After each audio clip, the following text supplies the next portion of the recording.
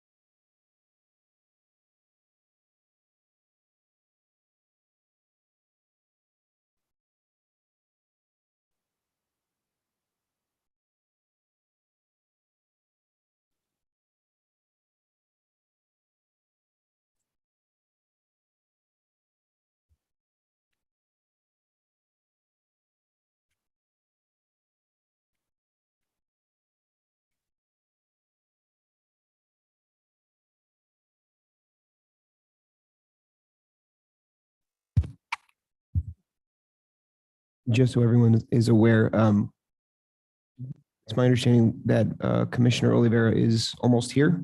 I don't want to wait too much longer, but I would like her to be here before we begin, so we'll just give it another minute or so. Thank you for being patient.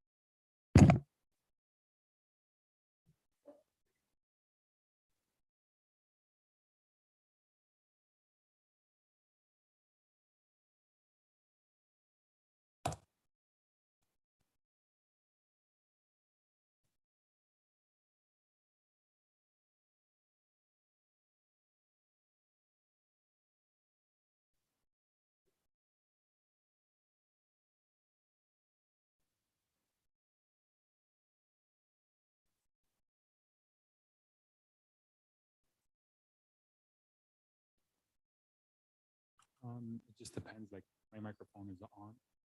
And you can't really go out through the speakers right now, so Can you it's hear me through the speaker? very faint.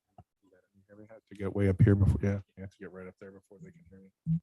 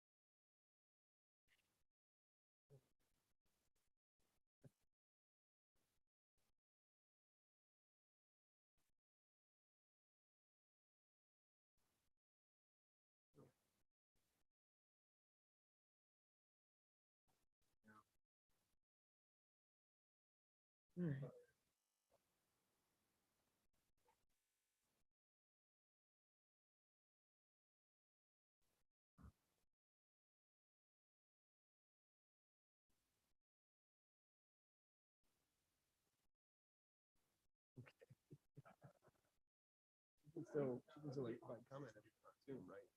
Okay.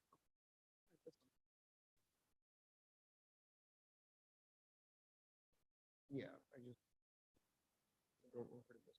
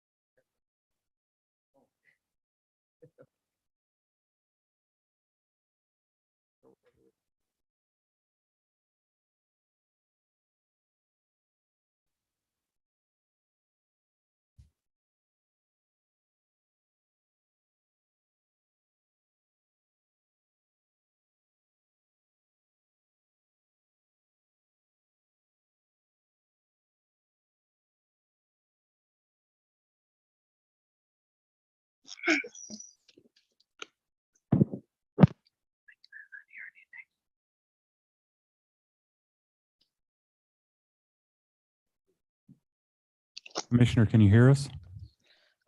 There you are. Yes, I can. For a moment, I couldn't. And with apologies, a slight family emergency. And at the end, I don't have a car and I realize it's raining. So I'll have to pop in an Uber or be here via Zoom.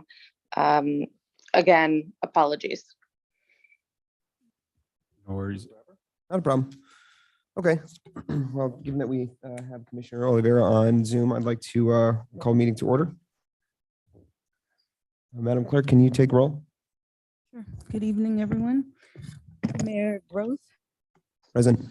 Vice Mayor Amsler, Here. Commissioner Gonzalez, Commissioner Kennedy. Here. Commissioner Oliveira. Present. Mayor, we have a quorum. Great, thank you. Move on to Pledge of Allegiance.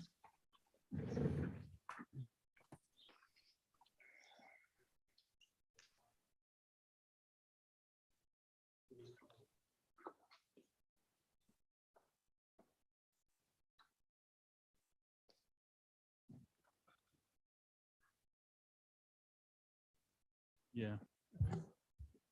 All good. I know. Okay. Are there any addition, deletions, or withdrawals from the agenda? Okay, hearing none, can I get a motion and a second to accept the agenda as presented, please? Motion to approve the agenda. Motion, Commissioner Kennedy, second. I'll second it. Second, Commissioner Gonzalez. All in favor? Aye. Aye. Aye. Any opposed? Okay. And we're going to move on to section 5 for public comment. I know we have some residents here and we have some residents on Zoom, I believe. Can we confirm, what do we have for public comment? Is 2 minutes per comment? 3 minutes. Typically, it's 3 minutes. Given the nature of what we're reviewing tonight, I'd like to propose that we increase that to 4 minutes. Madam Attorney, do I have to make a formal motion for that? If there's consensus, if people could indicate verbally whether there's consensus, that would be fine. Okay. So I guess just open it up to the rest of the commissioners then as to whether there's consensus to increase to 4 minutes for comments. I'm fine with that. Okay. It appears that there is consensus. You have at least I'm fine with it. I wonder if our desire is to get better comments on specific things, if maybe we might do it a better way than simply giving them an extra minute at the podium to address a very long thing. If we're going to go through it section by section, or if we decide to use follow the format that I put together in that at a glance, maybe, I'm thinking out loud here, you'd want to let people sort of address each. think, I'm sorry if I may just kind of interject. He's just talking about the public comment section. Public There's going comment. to be a subsequent public comment for the ordinance itself. This is just for the public comments section, if I understand. Oh, I'm sorry. Okay, well, then that's my own misinterpretation. I apologize. I was looking for some additional input from the residents that are here and on Zoom on the ordinance. 6 minutes, in other words. I'm sorry, 6 minutes. We're going to get 6 minutes. Is that right? I mean, cumulatively, if you keep it at 3 and 3. Okay. No. So then I guess I'll withdraw that motion. I apologize for my confusion on that. So I guess what we will do now is just move on to public comment and leave it as is for now, and we can revisit it once we move on to the ordinance. And sir, as we wait for the first commenter here in person, anybody on Zoom, if you'd wish to comment, please hit the raise hand icon on the bottom of the Zoom so that we can identify that you'd like to comment so that we can unmute you. Okay. So we can just go ahead and get started.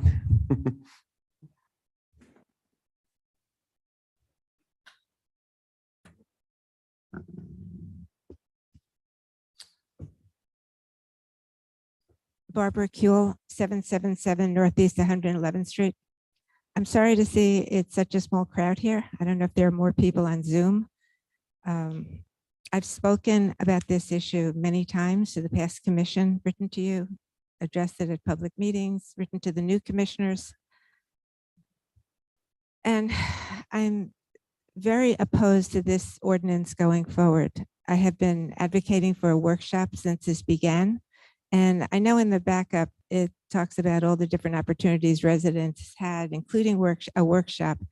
The many times they were able to speak and address this, but to start with the workshop that we had, the workshop was a presentation.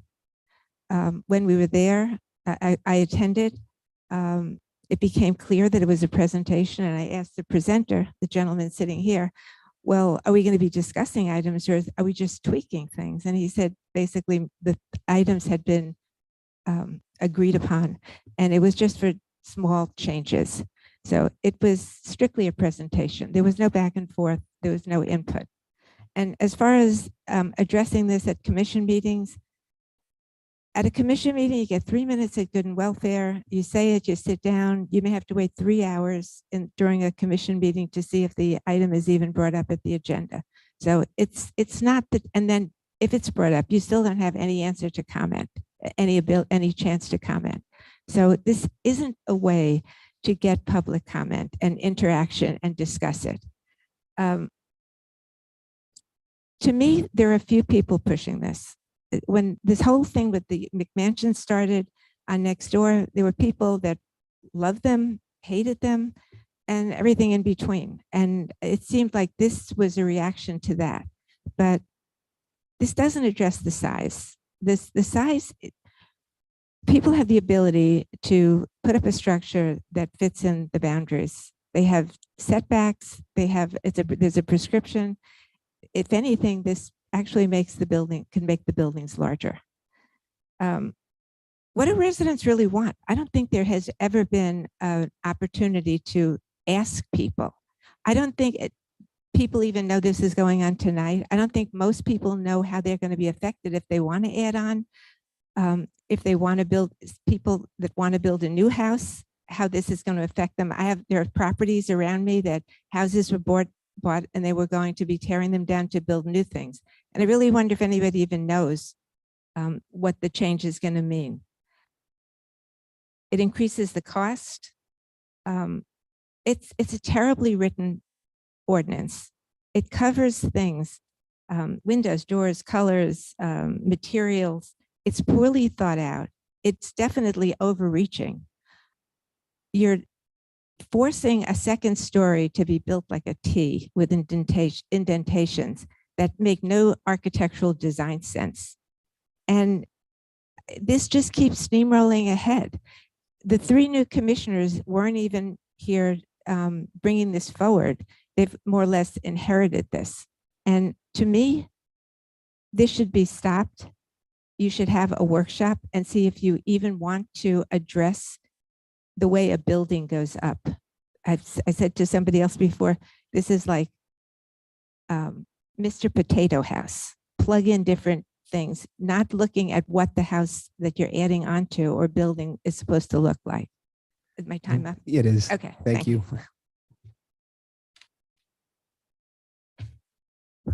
Gary Kuehl, 777 Northeast 111th Street. It's my understanding that this ordinance was to address the size of new structures, mitigate the impact, and provide privacy to adjacent properties. If anything, this ordinance allows structures to get even bigger since the overall height's been raised by 10 feet. It doesn't do anything to mitigate the impact of the structure. It has this prescription for moving the bulk of the structure to the front of the street, which is counterproductive. It just makes no sense. And as far as privacy, if you have a window in the back of your house, you can see your neighbor's yard from the 2nd floor. If you have a balcony, you've got a great vista to look in the adjacent properties. And as far as a bedroom on the interior side, if it needs an escape window, you can spy on your neighbor. Even with a clear story, you can. So the idea that you're really providing privacy with this ordinance doesn't make sense, doesn't do anything.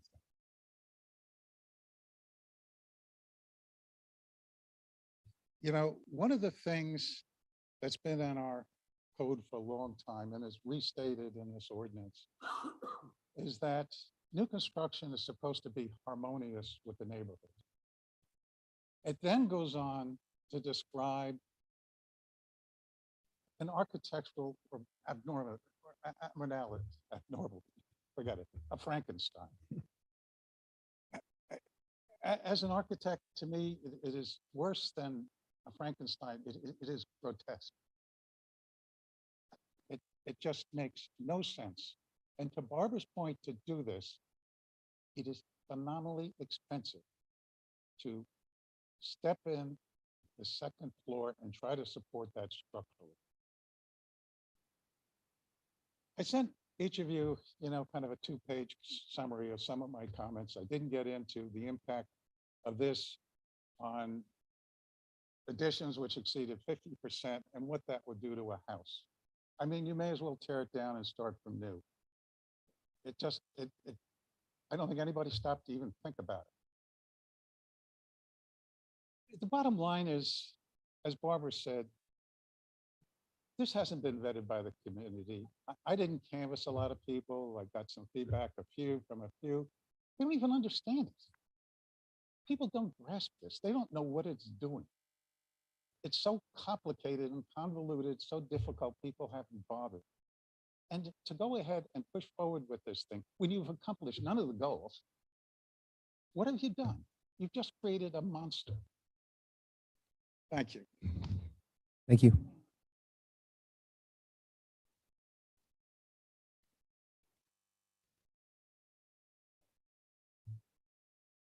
I think it's my turn. I don't know. Please My state name's- your name and My address. name is to the- Ezra Deutsch, 885 Northeast 113th Street. Good evening, Commissioners. Today, I'm here to voice my concerns regarding ordinance number 2022-16 Land Development Code to preserve and enhance prosperity in the village of Biscayne Park. I've been a resident of Biscayne Park since late 2018. My wife and I moved with plans to create a future for ourselves amongst a nice community that's vibrant, walkable, and full of nature. We love being a part of a small village within a large metro area. It's very unique. Based on the great metrics found in Commissioner Amsler's report during her campaign, I understand that my wife and I are newcomers, only representing 1% of the new purchases in the park since 2017. But a whopping 62% of residents moved in only 6 years before us. I commend the representation of this new commission to be more proportional and look like the face of our community in its current form. However, this body represents everyone. To say that this ordinance preserves and enhances prosperity is a very subjective statement. I do not agree with any part of this ordinance because it prohibits exactly what it claims, prosperity for myself, my wife, and our future family. I've listened to this exact commission preach about how important it is to understand laws and ordinances before they go into effect because of how difficult they are to change once they're in place. This is exactly why I can't, and you should not, accept any of the changes in this ordinance. It has far-reaching unintended consequences for young families like mine. It only entrenches power and privilege to those that already have their dream homes and whose family is already complete. I was encouraged at the December meeting where our village manager, Mario Diaz, proposed a strategic plan initiative. This is exactly the type of vision plus mission statement that occurs before an ordinance of this magnitude goes into effect. This ordinance is putting the cart before the horse and greatly curtails the vision and individuals of our family. I'm not coming to this commission prepared to stymie every idea of progress or to be a resident whose intent is to criticize every move of this body makes. However, I'd like to see a commission that embraces the land use language in the current charter and not one that handcuffs young residents and future citizens into buildings that their current form are too small for a family that you yourself would reside in. Thanks for this time. I look forward to interactions with this commission in the future. Thank you. What's your name again? I didn't catch that. Ezra Deutsch. Thank you.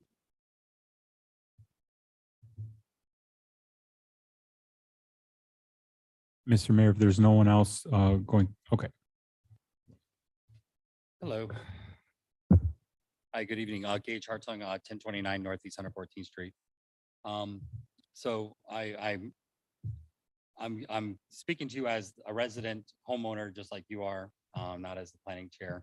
You know, I like everyone here has a stake in this community, and I moved here for a reason, because of the small town community, the small scale of the structures, and I personally am dismayed at seeing houses being torn down and the character of our village being changed. Um, it's becoming the village that I did not buy into, you know, in a way. But as your planning chair, I do also am privy to see all of the changes that are coming down the pipe. I do see the developers buying homes. We have probably a dozen in the pipeline right now, where the houses are small Biscayne Park homes are being torn down, and larger 5-bedroom homes that are designed to cover almost as much as possible, and the lots are being proposed and being built. Your planning board is working hard to work to try and make these homes harmonious, as our code says, with the other homes, but tools are needed. And this ordinance is giving us tools to help do our job so that these new homes are going to fit into our neighborhood, and it's not going to change the character of our neighborhood. It's unfortunate that, you know, there's those that are opposed to everything, any changes, and they wait till the very end to come out and to voice it. But, you know, we all are homeowners and we all are property owners, so we all have the right to say so. But there are the things in this ordinance that are necessary, the recertification part of the ordinance, which, you know, we are now dealing with homeowners that are buying and putting mother-in-law's kitchens into their homes and then selling them as that. And we don't have the teeth of our code enforcement to enforce that. So there's that in this code. We have, there's a loophole in our roofing ordinance that actually allows people to just whip out a letter from an engineer from, you know, the other side of the world, and they can reshingle their house, and the intent of the code is not being carried out. You know, we have a professional writer that wrote this. This is not something that was just written out of by amateurs. Alex has done. He writes code for all over the county. So this is not something that's been just thrown together. So I hope that we look at it and we look at the good parts of it. And I know that there are a few things that need to be tweaked still, and I hope that you look at those too. And I'll hopefully be able to chat with you again. Thank you. Mayor, we do have a comment from Zoom from Jill Grukin. If you'd like, I can ask her to speak now. Please. Hi, this is Jill Grukin. I live at 12010 Northeast 11th Court. Hello, commissioners, mayor, city manager, city attorney, everybody. Welcome. I'm so happy to see everybody that's there. I am here to voice my opposition to this ordinance and any sort of restrictive or overly restrictive language like this, which is really based on aesthetics and people's personal opinions about what a neighborhood should look like. I mean, of course, to an extent, we can all agree what in general are safety measures, what in general doesn't look completely junky. But this to me overreaches to the point of literally dictating what people's houses should look like. That's the road that we're on. I think that this is the first step towards having all the houses conform to the certain small size or the certain look.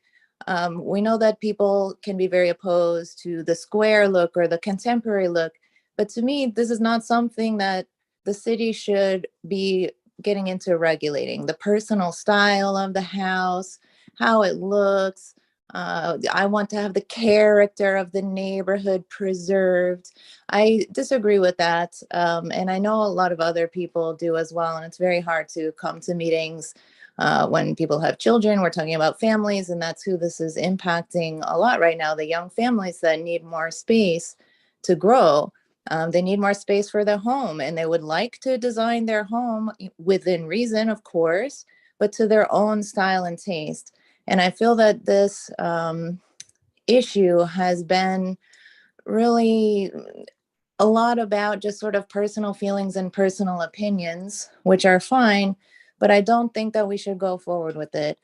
Even having all these discussions, paying the lawyers, paying the land development code writing people, all of this has taken up so much time, so much money, and I don't believe that the people really want it. I want to echo what Gary Kuehl and Barbara Kuehl said earlier, and also Ezra. It's just what problem is this code change solving? It's a huge deal, a huge expense to go through with it. It's a big change. What problem do we have that we're solving by doing all of this? I don't see what the problem is that we're resolving. It's not worth going to all this trouble and perhaps making a mistake. I think letting people develop their homes the way they wish within reason. Of course, we do have code, and code is there for a reason, but this one is overreaching. But within reason, people should be able to develop their house the way they see fit, and that will attract buyers. That raises the property value. People want to move here. People want to build a beautiful house here. What's the problem if they want to knock down a small crumbly house and build a new house for themselves? That's their business. And overall, it's going to raise property values. It's going to raise tax revenue in Biscayne Park.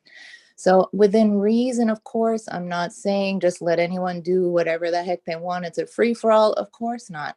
But let's sit down and look very closely at what we're doing, the motives for what we're doing, and what is the problem that we're solving with this huge project. Thank you.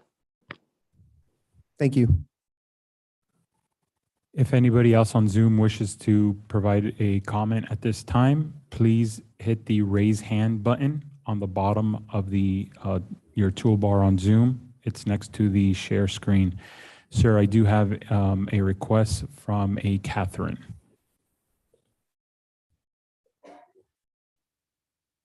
You have a Hi. okay. Hello. Oh, okay. Hi, this is Catherine from 11149 Northeast 8th Avenue. I wanted to say that I oppose the new land development code because I think the second story setback is going to affect a lot of young families. And I don't think it's been well thought out with the styles and the windows. And that's all. Thank you. Thank you. Do we have any other? Sir, at this time, I don't see any other hands raised. Oh, yes, we have a Tiffany Hill. Okay.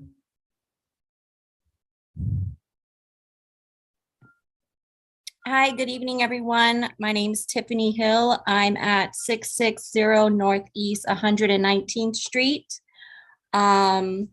Just a little negligence and ignorance kind of on my side for not really staying in tune with all of this. I'm kind of just stepping into what is going on with this land code due to other neighbors informing me. So apologies on coming in late to this, but I just did want to voice out my opinion because as a resident here for almost 8 years, me and my husband moved here because the village does have a unique style and all the homes are different. And that's a main thing that attracted us to this neighborhood is that all the homes do not look alike and they're not like all the other neighborhoods with these super modern houses. You know, each home has its own design, architecture, a lot of history, a lot of trees, and it's beautiful. We all know that about our village. And us coming in as a young family, we knew that our existing 3-bedroom home would not be enough size for a growing family like we have going on in our neighborhood today. So we would hate to move to another neighborhood for a larger house. We'd rather stay here and build on. So we're actually considering building a second level, and, you know, due to the setbacks and other things that are being considered, windows, this could affect our plans for a second level house, but we need to make sure that we can have enough space, you know, like we need to add 3 more bedrooms for our kids and our family. And, but I do agree that the homes that are either being built, you know, from ground up or additions should not have that super modern look, because in the future, you know, 10, 20 years from now, we don't want the Village of Biscayne Park to have all modern cookie cutter homes. I think keeping the history is very important. So when we're looking to do our second level, for example, we're going to keep that original look of our home and not modernize it with a square look. You know, we're going to keep that architect design from the front, so it looks like a home that was still built in the 50s, but obviously a little bit larger to accommodate our home. And I kind of feel that's where a lot of the younger families now are looking to do, where we can build on, but still keep that, you know, history look of the home when it was originally built. To me, that's what's important in the overall look of our village, and allowing the, you know, families to build on to accommodate our family size, where we're not pushed and forced to move out to another neighborhood. Thank you for hearing my opinion, and that's all I have. Thank you. Thank you, sir. We also have a Mr. Jared Susie. Okay. Good evening, everyone. Jared Susie, 1030 Northeast 120th Street. Me and my family have been in the village for about 10 years now. We went through a renovation process that spanned almost half a decade, but we finally completed everything for now, until the missus asks for more. But I'm commenting on this ordinance. There's a lot of stuff in it that is good. There are some things that are a little bit restrictive, but in essence, I could tell that it's trying to keep the character. I noticed that there was a landscaping ordinance that was adopted from Miami-Dade, which requires the installation of more landscaping instead of having someone go through a big renovation or a big new construction project, and you go ahead and have no landscaping. That's an issue that I've seen over the past 10 years in the village. So I see that there are some really good things. There is one major issue that I see, and it's the overall height of the buildings. 35 feet above base flood elevation. In essence, the roads are roughly around 7.5 feet base flood. So you have 35 feet above that. Plus, our base flood elevation is roughly 9 feet now. Don't quote me on that. I don't know exactly what the base flood is, but it changes. It changes every few years. And every few years now, we're going to have houses starting at different levels. If we say 35 feet above base flood elevation, it could be 4 feet above the road. It could be 2 feet above the road, but we're going to have houses all different heights. I understand that we have to build for the future and all that, but it's going to continuously raise the heights of the houses. So I wanted everyone to be aware of that and aware of how it's written. And thank you for your time. Thank you. Is there anybody else on Zoom that would like to comment?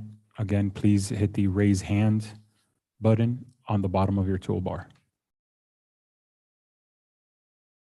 Mayor, I see no other hands raised. Great, thank you. So we'll move on to agenda item number 6, commission reply to comments. Is there anyone that wants to begin with the reply to the comments? Commissioner Kennedy? Sure, I'll go first.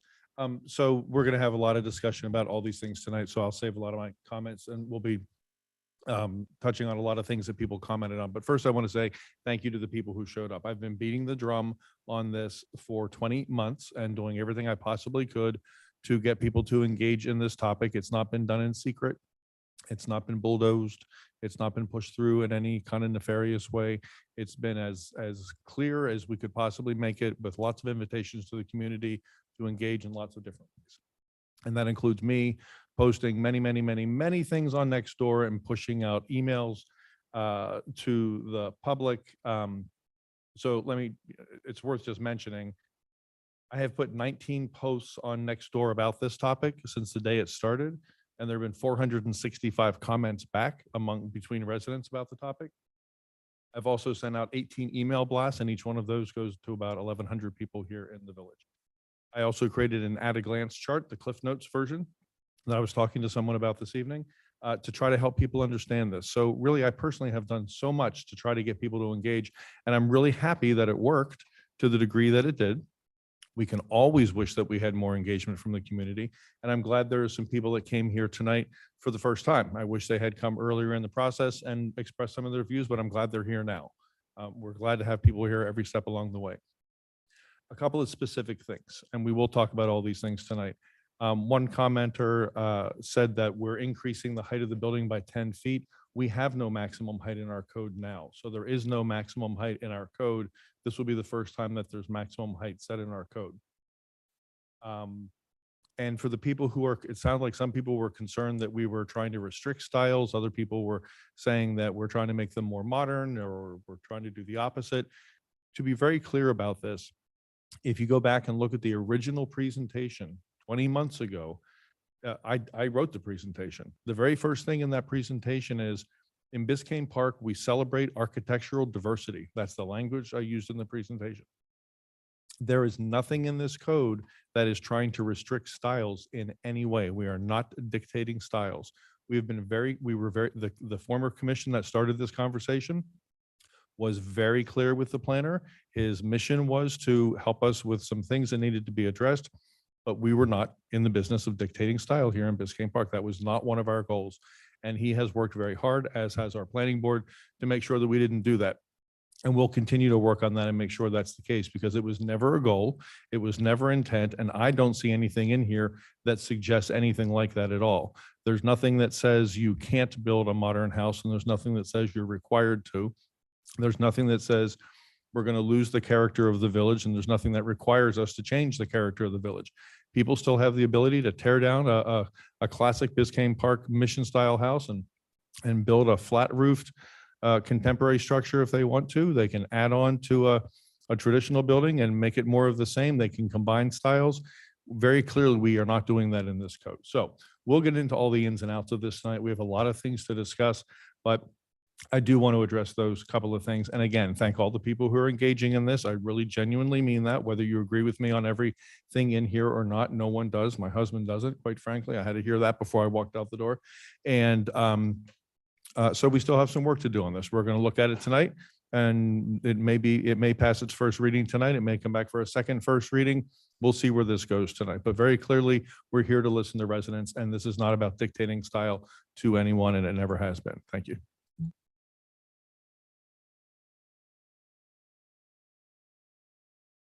Do we have any other reply at this time to public comment? Save it for this. I believe Commissioner Oliveira may wish to do that. Just give me 1 second so I can.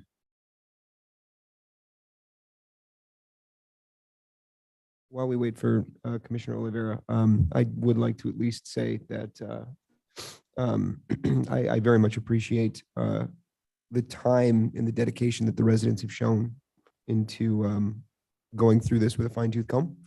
And I very much appreciate those that have voiced their opinions both here and prior to this meeting.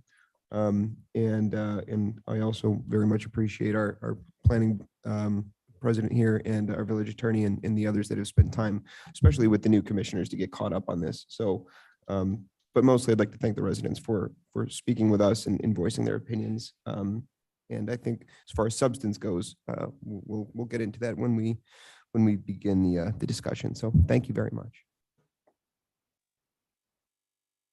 Thank you, Mayor. Basically ditto everything that the mayor just said. I wanted to express, having spent quite a bit of time speaking with residents, as well as our different planning boards, our staff. I'm very, very grateful for the patience that you've all had to pretty much repeat over and over, the ins and outs of this ordinance with us and having worked with us. I'd also like to thank Commissioner Kennedy for taking it on and the work that has been done over the last year and a half. Although we've just joined the commission, we all were at least somewhat aware of this upcoming ordinance and some of the ins and outs of it. Although, now that we have, a document in front of us, I'm very, very, very pleased and thankful that we'll get the chance to go through section by section and come up with something that makes sense for all of us as growing families and as longtime residents. Thank you, Commissioner. Any other comments at this time before we move on? Okay, hearing none. So we'll move on to item 7, the ordinance. Madam Attorney, would you please read into the record the ordinance for us? Thank you, Mayor. An ordinance of the Village Commission of the Village of Biscayne Park, Florida, amending the Biscayne Park Land Development Code to preserve and enhance prosperity in the Village of Biscayne Park by modifying Chapter 2, Definitions, Chapter 4, Housing, Chapter 10, Design and Improvement Standards, and Chapter 17, Fees, Bonds, and Charges, providing for repealer, providing for severability, providing for conflicts, providing for codification, and providing for an effective date. I believe that there will be an opportunity for additional public comment, as this is an ordinance. And then after that, I will indicate there's a few minor kind of ministerial clerical language corrections that I need to make on the record. Great, thank you. So yes, at this time, under item 7, we'll move on to any additional public comments. Are there additional public comments from any of the people present here today?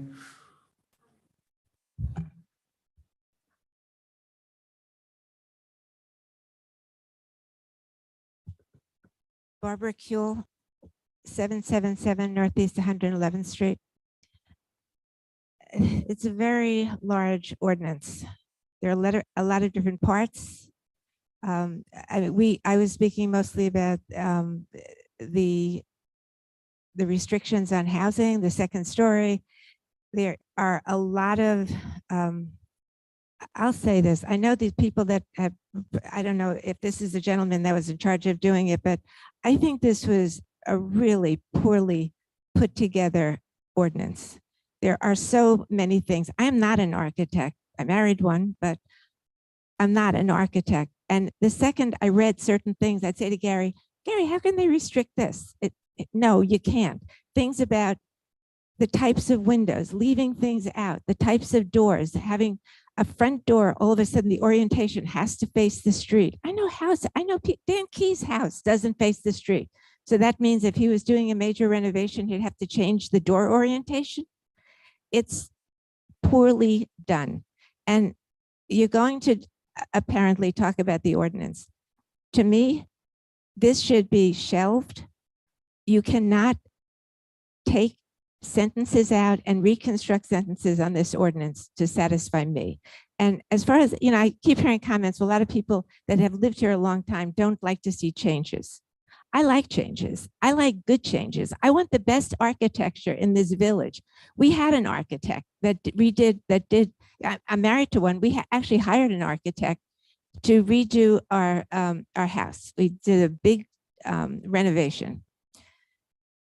I don't even know if you could get an architect who would want to work in the confines of this ordinance, because you're going to end up with these cookie cutter HOA look on new additions, new houses and additions that absolutely make no sense.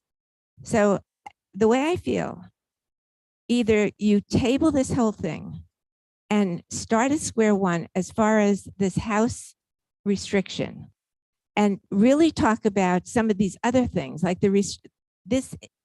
I hate to disagree, but there are design style elements in this that it is not some just generic recommendation. This is dictating how your house is going to look and how everybody else's house that does work is going to look. And this should be brought back to a workshop where the entire thing, all these different components can be discussed, because I don't even think you legally can do an ordinance, pick it as a first reading, change enough that would make any of the people, all the commenters that called happy, and then have that as a first reading. That's not the way you should be doing an ordinance. This is the cart before the horse. So if you want to have a workshop, fine. I'll be happy to come to the workshop. If you're going to treat this as an ordinance and go line by line the way they do a lot of times, then it's a waste of time for me. Thank you. Thank you. Terry Kuehl, same place. Just to clarify my reference to the increasing the height, there was originally, or there was at one time 25 feet in table A, the overall height, it was changed to 35 feet.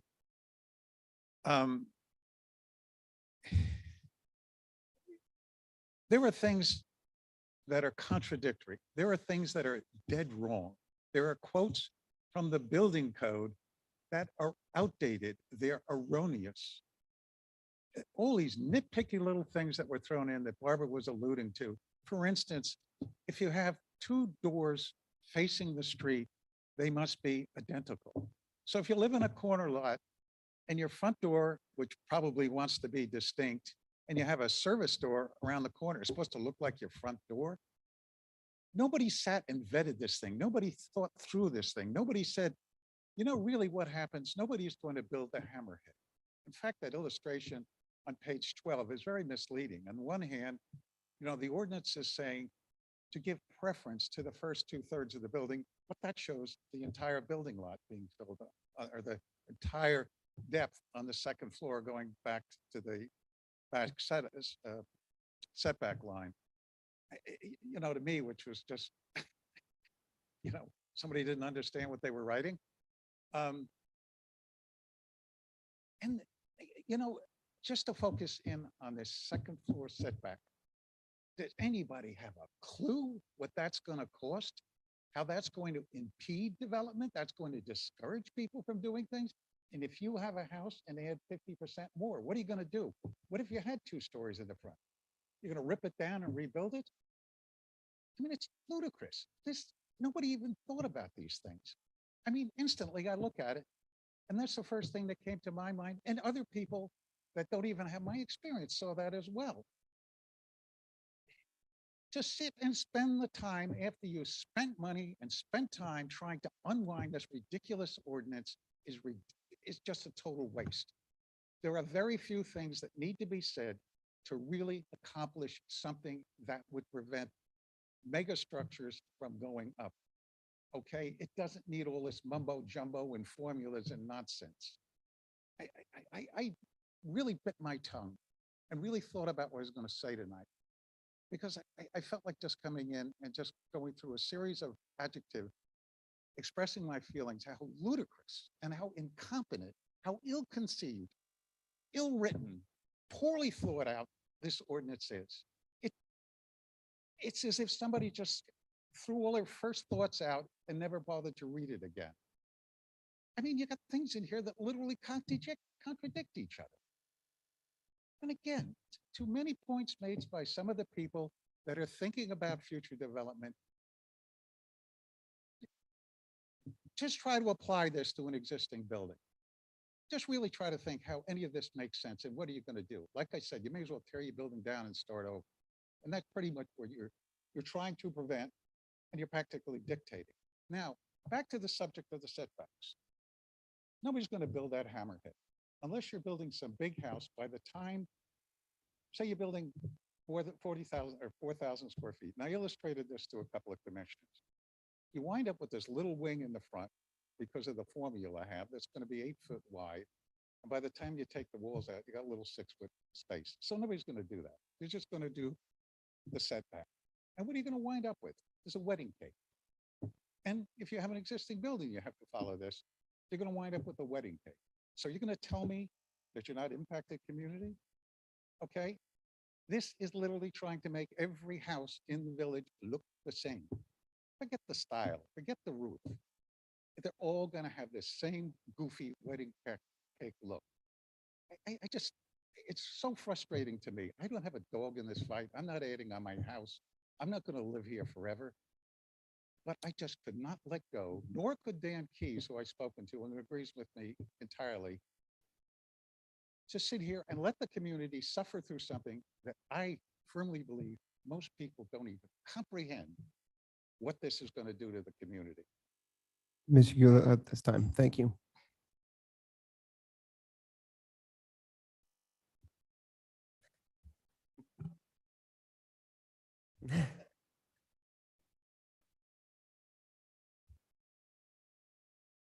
Hi, Patrice Gay, 11101 Northeast 11th Place. So I will continue to say, because I just had my 1-year anniversary, actually, I think it's today. A newbie to Biscayne Park. We just purchased our home at the end of last year. And we are in the process of renovating.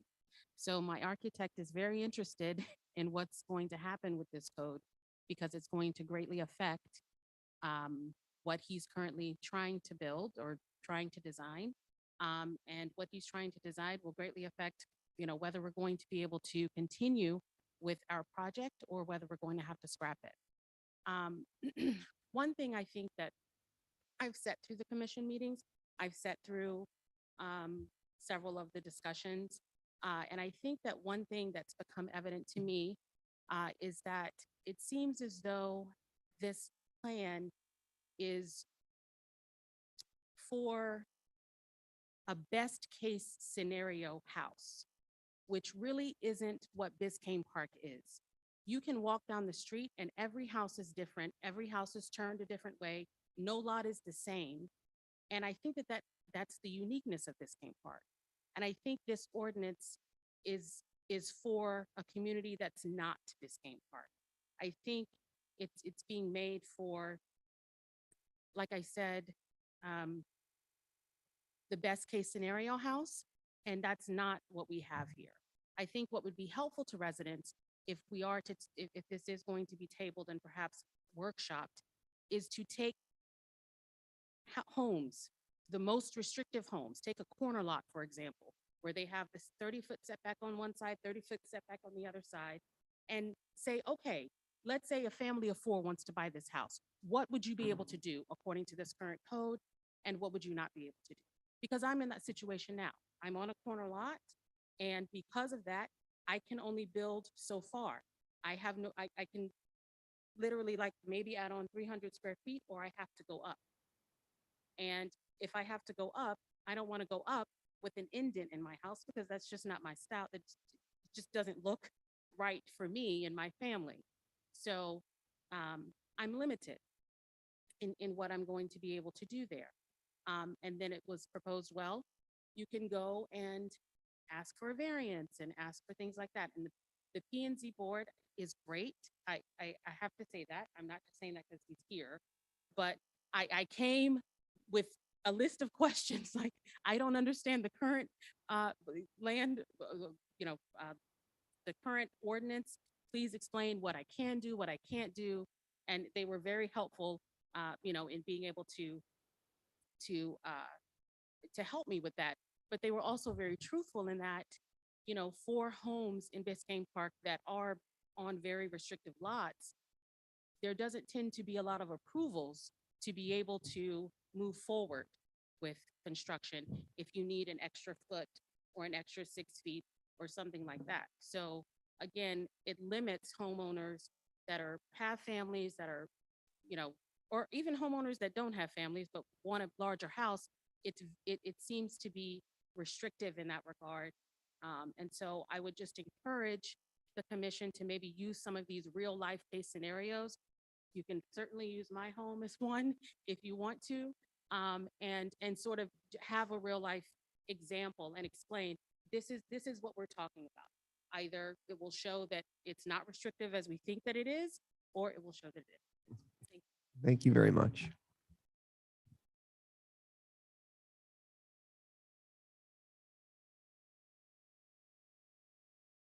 Hi there. Good evening. Ezra Deutsch, 885 Northeast 113th Street again. Just, I might as well clarify myself because this is the first time I was here, speaking in front of all you fine people about this ordinance. I do want to say thank you to the planning committee. I know that there are a lot of smart people that worked on this, and I don't want to prohibit what they've done.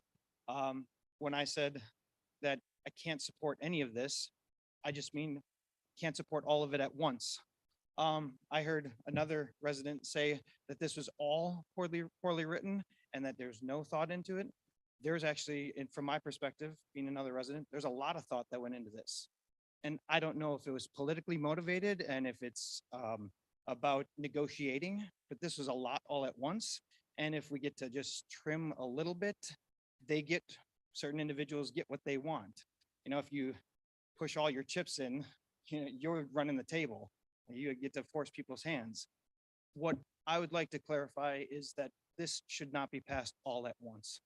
This, through the strategic planning initiative that Manager Diaz put forth in the first meeting, that is precisely, I think, what a community needs, my opinion, mission statement and vision statement. It puts forth how all of these changes could be done because I understand that there are moving sections in a building code or an ordinance, moving it from the back to the front. That's legalese, that's not my forte, but it needs to be done. If that's done first, then restrictions can be made or strike-throughs can be made. If this is all done at once, then it's a negotiating table, and a lot of residents here that have spoke feel like they lost. If it's done piecemeal, which government is supposed to run slowly, it's supposed to be done methodically, so everybody gets heard. It sounds like this is all at once. And that's what my family and I are worried about, being new residents, being a new family, looking to grow our family. If all of this is done at once, it may very well curtail our future in Biscayne Park and how we live. And for the people who have all their houses done already and are big or their families are grown, good for them, and we're left in the dust. Thank you for your time. Thank you. Mr. Mayor, I do have a raised hand. Oh, after. My foot fell asleep, excuse me. Gay Chartung, 1029 Northeast on 14th Street. First of all, thank you very much for those nice words. Sometimes being on the planning board, you're on the receiving end because you have to tell people no. So it's sometimes not appreciated, and I appreciate that. Thank you. So I just want to start out, first off, the planning board sent this request in March of 2021. You know, we saw this coming down the route, and we sent in a memo to the commission stating that, hey, we need these things. And I believe it's in your backup, the memo that we sent. Commissioner Kennedy picked up on it and also agreed with it and decided to take it on. So this has been almost 2 years in the making. It's not something that's been rushed. It's not something that you know, we're trying to push through. It did just start out as the building part, you know, and as along the way, you know, the roofing part came in, the landscaping part came in, you know, and the recertification came in. So this thing did grow a little bit, but I think that was done because of the need and the thought that it could all be passed together. I do want to reiterate that we're not, there's no requirements for styles in this ordinance. We're not telling people how they can build or what style they can build. We are an eclectic community. I love that about us. Keep in mind, people, that, you know, we have a 50% max lot coverage. So, you know, we're not dictating small houses. I mean, we all have huge lots, you know, not all. You know, generally in Biscayne Park, the lots are huge.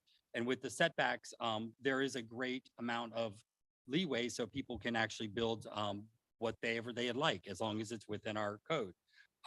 We do not have a height restriction currently, and our code was updated in 1991. And as long as I've been on this board, there's never been a height restriction. So I don't know when that change occurred, if there was. We do have an architect, and we do have a city planner on on the planning board. You know, so this came out of a board that is well representative of the community, as well as professionals that do this for a living. So this is this is, again, the people that wrote this, creative architects they can work within these standards. I mean, it's not, you pull walls back, you do different things. It's not required that you have to have a birthday cake.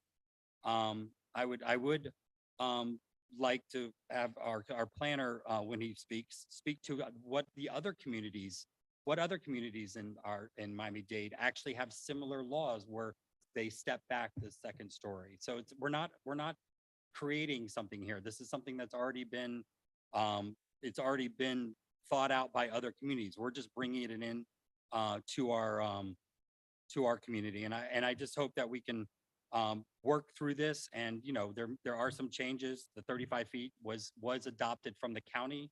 It might be too big for the Biscayne Park. So that's something we can talk about. I just hope that we don't get caught up in the hysterics and the henny pennies, and we actually can move this forward at this time. Thank you. Thank you. Mayor, we do have Jill Krukin asking to comment. Okay. Hi, this is Jill Grukin again, 12010 Northeast 11th Court.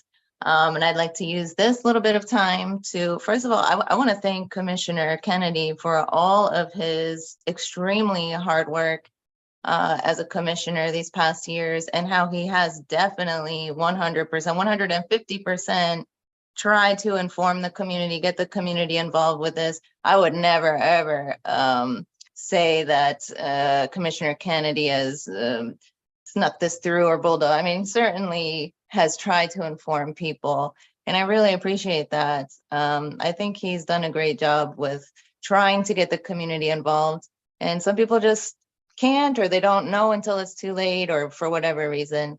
I personally didn't voice my opinion on this topic previously with the previous commission because I felt it was futile.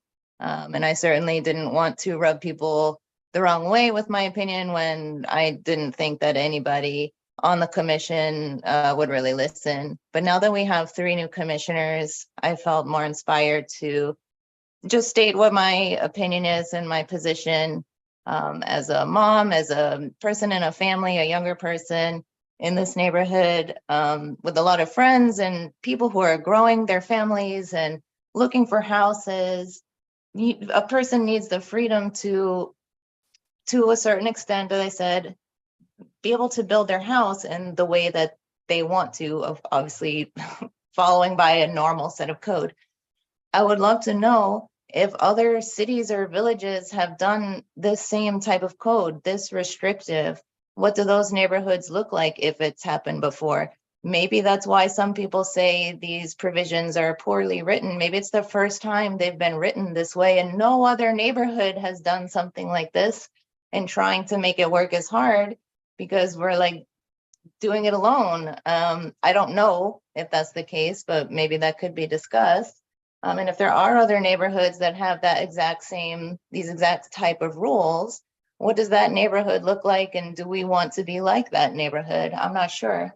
And in terms of style, which style, modern, not modern, I know that the proposed changes don't say flat out, you can't build a modern house. But the way that it works out is that there's only a certain way that you can build a bigger house or a second story. It's going to come out in a certain way because you are restricted. So that means that actually each house is going to come out looking similar. That's how we're going to lose the character of the neighborhood. Let people build their bigger house using, everyone's got different personal styles. Yeah, some are going to be cubes. Some are going to be, I don't know, Mediterranean style. Some are going to be whatever. Just let it go. Let that part go. I know the code doesn't say anything about styles, but I know that that is an undercurrent of why this is happening. And I know that a lot of supporters for it hate the cube modern houses, and that's what they're going after. Another resident, I believe it was Tiffany Hill, specifically said she doesn't think people should be allowed to have a modern style home. I mean, it just blows my mind. This is America. I am free to have whatever style house I want. Now, I know the code that we're talking about doesn't say that we can't, and I know nowhere, and you're not gonna be able to pinpoint anything. But that is the flavor and the direction that this is going, and that's what ultimately is underneath everything.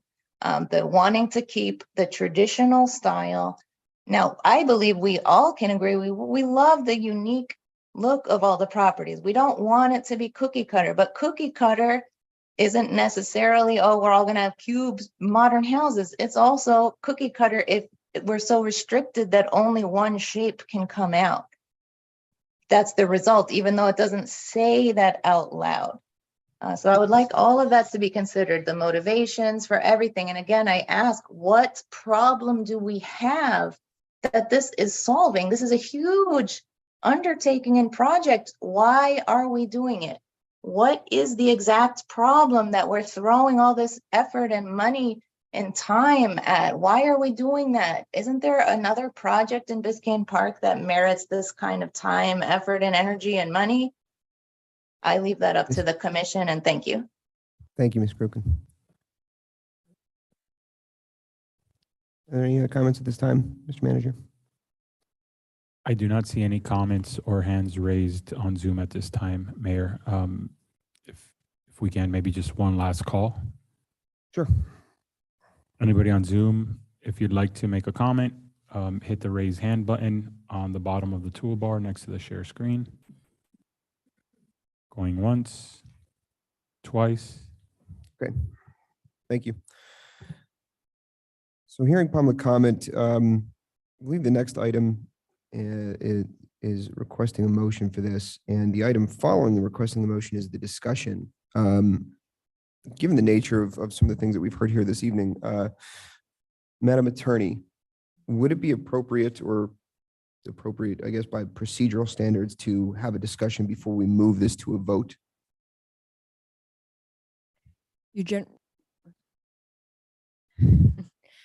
Typically, you would move either to approve or deny, and then you would discuss that motion. So yes, there should be a motion on the floor before you have discussion. Motion to discuss the ordinance as So it would be a motion to approve and or a motion to deny, and then you would have a discussion.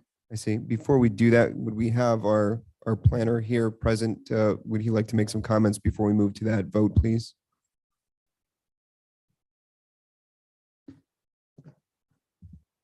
Good evening, Mayor, Commission. I'm Alex David with Calvin Giordano and Associates. My office is at 2103 Coral Way. Better? Oh, pick it up. Okay.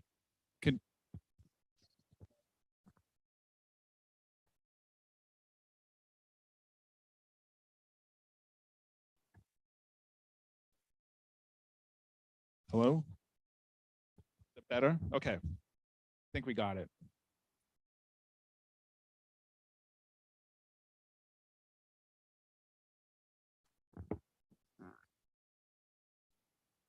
Mic check 1, 2. Just hold it close to your mouth. All right. Again, Alex David with Calvin Giordano and Associates. We were hired, I guess now about eight months ago, to help the village with this project. I, along with another colleague, Gianno Fioli, worked on this project. Just to give you a little background about me, I am in my 37th year of planning in Miami-Dade County. I started my career with Miami-Dade County, and I've been expert witnesses for Miami-Dade County Attorney's Office, FP&L, and FDOT. I've worked in about, I think I've counted 41 cities within Florida, throughout Florida. So I'm very proud of that fact. And I've developed probably about 3 or 4 new zoning codes. So I just wanted to give that bit of background. Before you today, basically, as in any ordinance, there are 3 ways to look at this. You could approve it as it is, approve with changes, or deny it if you so choose to do that at first reading. So Alex, I'm sorry to interrupt. instead of standing at the mic, can you sit here at the empty chair in the dais? That way it'll be a little bit easier for your voice to carry through the microphone, and everybody on Zoom can be, will be able to hear you as well. I apologize. I apologize, Commission.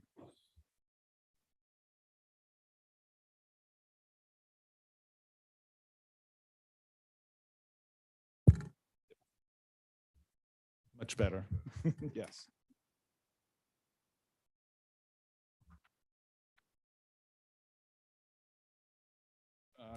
So with that, I just wanted to introduce myself to the new members. So however you want to proceed, I'm here to answer questions. We could go through it starting in the beginning or however you so choose. Madam Attorney, just for point of clarification here, is this a discussion that we need to have following the motion, the second on the ordinance, or is this a discussion that we can just have before we get to that point? I think typically there has to be a motion on the floor, so it would be either a motion to approve, a motion to deny, a motion to defer, whatever the will of the commission. That could always be subsequently amended. But there needs to be a pending motion that you're discussing. Okay, I We understand. could have a motion and change the motion later. The person who made the motion could change their motion later. Yes, it can be amended subsequently. I'd like to make a motion to approve the item so we could have a discussion about it, please. A motion by Commissioner Kennedy. Do I have a second? Second by Commissioner Gonzalez, and all in favor? Aye. I'm sorry. My apologies. Yes, we'll move to discussion. Apologies. So one of the questions, I just want to jump right in, Alex. One of the questions that came up and what I'd like to hear your opinion on is the discussion about the setbacks, second story setbacks, and how those are dealt with in neighboring communities, and whether the proposal here is consistent with that or not, in your experience. It is consistent. Municipalities have their own rules, but basically there are municipalities that do the same thing.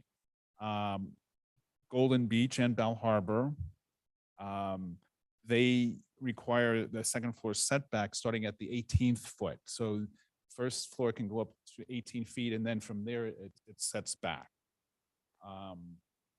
Indian Creek Village, another one of my communities, has a stepping back also.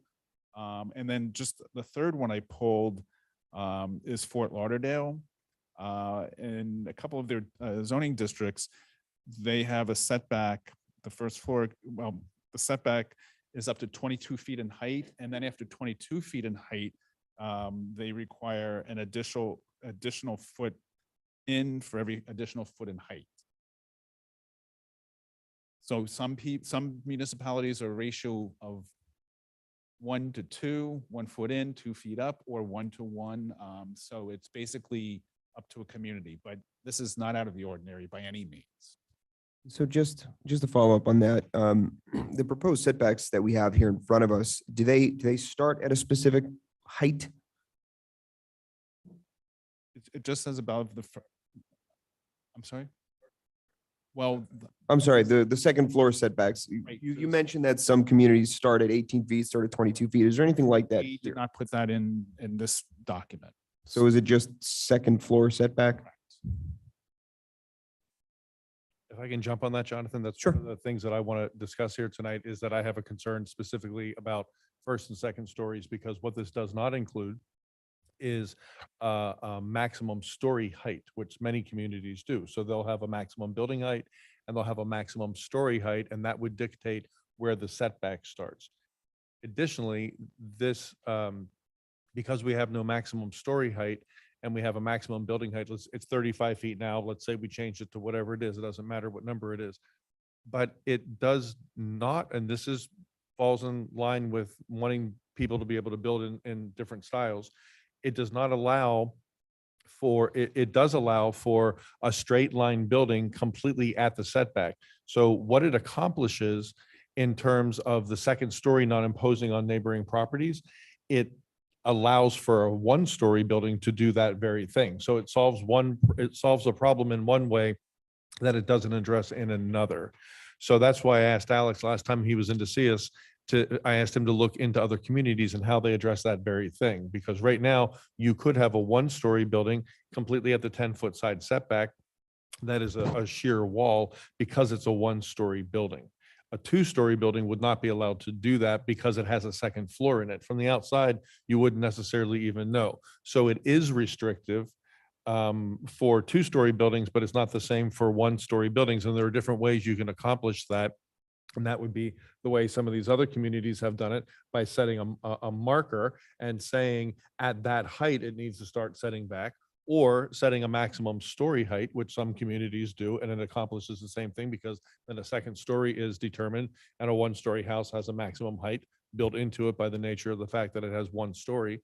And then the other thing you can do, which I had brought up at a prior meeting, was if somebody wanted, and this is, look, this is me, Mac, trying to make sure people can build in whatever style they want, because from the very beginning, we have been ultimately like so clear about this. This is not in any way meant to preclude you from building in a certain style. Alex, did anyone at any time ever instruct you, infer to you in any subtle way, try to figure out a way to write it to keep the boxes from coming into Biscayne Park? Absolutely not. Absolutely not was the answer. Thank you for that. So just to be clear about that. But another way you could handle this is that you could say a one-story building that wants that straight line vertical appearance, they want the very contemporary line. You could require them to pull the house into an additional setback, to the setback that would be for a two-story house, that it pulls it in and gives and allows for some of the same privacy that a two-story house would. So there are different ways you can accomplish this, and it is one of the things that I think we need to address. Okay. You can basically build a straight line house, just it starts at a different point, that's all. May I ask a procedural question here? Because this is a very long ordinance with a lot of things in it. And there are things in here that, that I agree with, and there's things in here that I don't agree with. Are we gonna, if we're gonna go through this, are we gonna go through it point by point where there have been changes or where there have been additions? Or we should just jump around, because that's probably not the best way to do it. I'll agree with that. We did, I mean, I just sort of jumped onto Jonathan's question because I had a question on the same topic. Maybe we should start, Jonathan, by deciding how you want to go through it. Do you want to run through the ordinance from top to bottom? As a reminder, I put together that at a glance chart to help people digest the information, because it is a little overwhelming when you look at that thing with all the strike throughs and everything. If you want it, and that chart went through Gage, it went through Mario, and it went through Alex, and Valerie saw it as well. So if you wanted to use that, that might be a more organized way to go about it, because it says, let's discuss the changes, let's discuss deletions, and you don't have to go through every line of it does go through the entire ordinance. Yeah, but we're gonna have to be referring back to the actual ordinance, because Yeah. what you've written there refers to things that are written in the ordinance. Exactly. And we're gonna be jumping from one thing to another. Yeah. So, I mean, you guys do it, I mean, I'm fine with either way, but I just want to make sure that it's at least. I agree with so you. we're not just jumping all over the place, because I don't want to miss anything. Nope. And I think it's important that we look at every single thing. I'm prepared to do it either way as well. I just did the chart because I thought it made it easier for people to sort of get through the information. I certainly agree. It needs to be organized, and I didn't mean to speak out of order. It was a top of mind question. But did you have something to add? Just one comment. Yes, we are going to probably be mostly focusing on 10.3.3, which was that building form. But no matter what happens in there, we still recommend other changes throughout the code that we feel are necessary. Which can you? Doesn't have anything to do with the form. It's just your code, your definitions. There's some additions or changes that need to be done, and nonconformities or certain things that we feel that have, really need to stay in. Sure. Well, I will just say one thing real before I forget that, I looked at, the mathematical portion of that. And, I don't think I'm that dumb, but I'll be honest with you, it's very complex. And, when you're looking at a small lot, a 75-foot lot, right? After doing the mathematics with all the math that's involved there, it didn't make sense to me, to be quite honest. Especially like I said, with a 75-foot lot, 10-foot setbacks and all of that stuff. So, Section is that, Art? I'm sorry, which section? in the Sorry, I didn't mean to interrupt your thought. I was just curious. That's all right. I'll get to it. But in that area there, I'm gonna need you to do some explaining because I really lost there. You lost me. I believe in 10.3.3. 10.3 point what? I'm sorry. 10.3.3. So, but we'll get to it. Yeah, let's figure out how we're gonna how we do this, and then let's move forward. I have a question, procedural question as well. So there is a lot and many questions I have myself as well. And I stand a little bit similar to what Art was mentioning, Commissioner Gonzalez, sorry. So my question goes, in my opinion, and I still up to yesterday, I was reading documents of it on it. Part of it being new and coming to swallow paperwork from 1.5 years has to do with that. And this is a very big item. I don't want to have questions and doubts left. So for me is I want to defer it. I want to defer to have the time to actually go through the, a lot of the technicality coming to the math, for example, was one of them, doing the homework of what it means to each one of the lots and really looking into how that gets affected. Some of it we discussed over the phone, Alex, the same concern came up. If we're pushing to the first 2/3 of the building, what does it actually mean? What is actually buildable? So my procedural question before I move on into explaining why I want to defer it, because we actually asked the motion to approve it. I don't know if we passed the motion and that this is a discussion, but at what point would I make my motion? You can raise the motion to defer at any time. And so this is kind of where I'm coming from. I want to be very, hopefully we're not on fire on the log cabin, because that would be very, Since Veronica brought that up, Valerie, can you explain to us, we're at first reading tonight, Veronica? And it doesn't mean it has to move through to second reading. So Valerie, would you explain to us how that works so everyone's clear on that? Because we can do a first reading. Because in other words, if you want to defer, meaning you want more time to work on this, it doesn't preclude us from doing that tonight and still doing that and bringing it back for a first reading before we advertise a second legal reading for it. So we could have the best of all worlds here. so to that extent, then I will continue saying what I wanted to see deferred. So there is a mix of things. Part of it is the fact that, one of the conversations we were having, Alex, and with Mario on the phone was, I said, if I was a regular Joe picking up this ordinance and I'm reading through, I had to read it 5 times to understand what it means. Obviously, for someone that has been digesting it, so someone that has been digesting it, you are in your profession, you see this every day, comes very easy to you. I really put myself in the shoes of my neighbor that hasn't been involved or has not been, until today, or the several meetings that have been requested for public comments, but they never show up. And so they don't know what this means. So I'm like, okay, let's read it. And I had a hard time for that. And one of the feedbacks that kind of stood out was, well, this is actually intended for an architect to read through it. It would be much easier for them. And to that comment, I have, it's concerning to me. It shouldn't be that an architect is the only one that can easily read it on the first time, second, maybe third. There's a lot of exercising to be done behind it as well. And again, I don't want to get to the specifics to subtract more time from each one of you tonight and then make it longer, but I would like the opportunity to defer it so that we can go through this question. I also feel on the other part, the beginning of the ordinance, when it states that comes about because there is a common concern, right? One of our neighbors spoke out about, what the problem might be. So it's a very sensitive line to find the balance. It's a very sensitive issue because I see Gage and, our planning team and dealing with developers trying to get teeth to actually prevent for this becoming monstrosities of no height that we don't have right now. So a lot of it is needed again. And a lot of this has a lot of value. And again, it shows the time invested so far. But I do feel that we don't have data behind to say, yes, we have open public comments. Yes, we've had what seems to be a workshop at the time, and we can argue what a workshop looks like. I would like to see more engagement from residents. So for example, Mario can answer my question this, I don't have the answer. We haven't discussed it officially, but have we as a city provided notice? I know that, for example, for the ordinance of driveways, we did put under the doors information about, how it was being affected. Did we do something like that besides our blast and besides the commission meeting?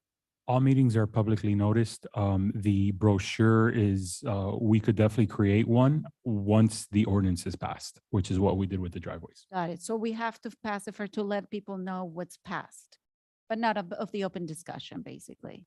We noticed those meetings so that anybody can come and have that participation. Got it. Okay.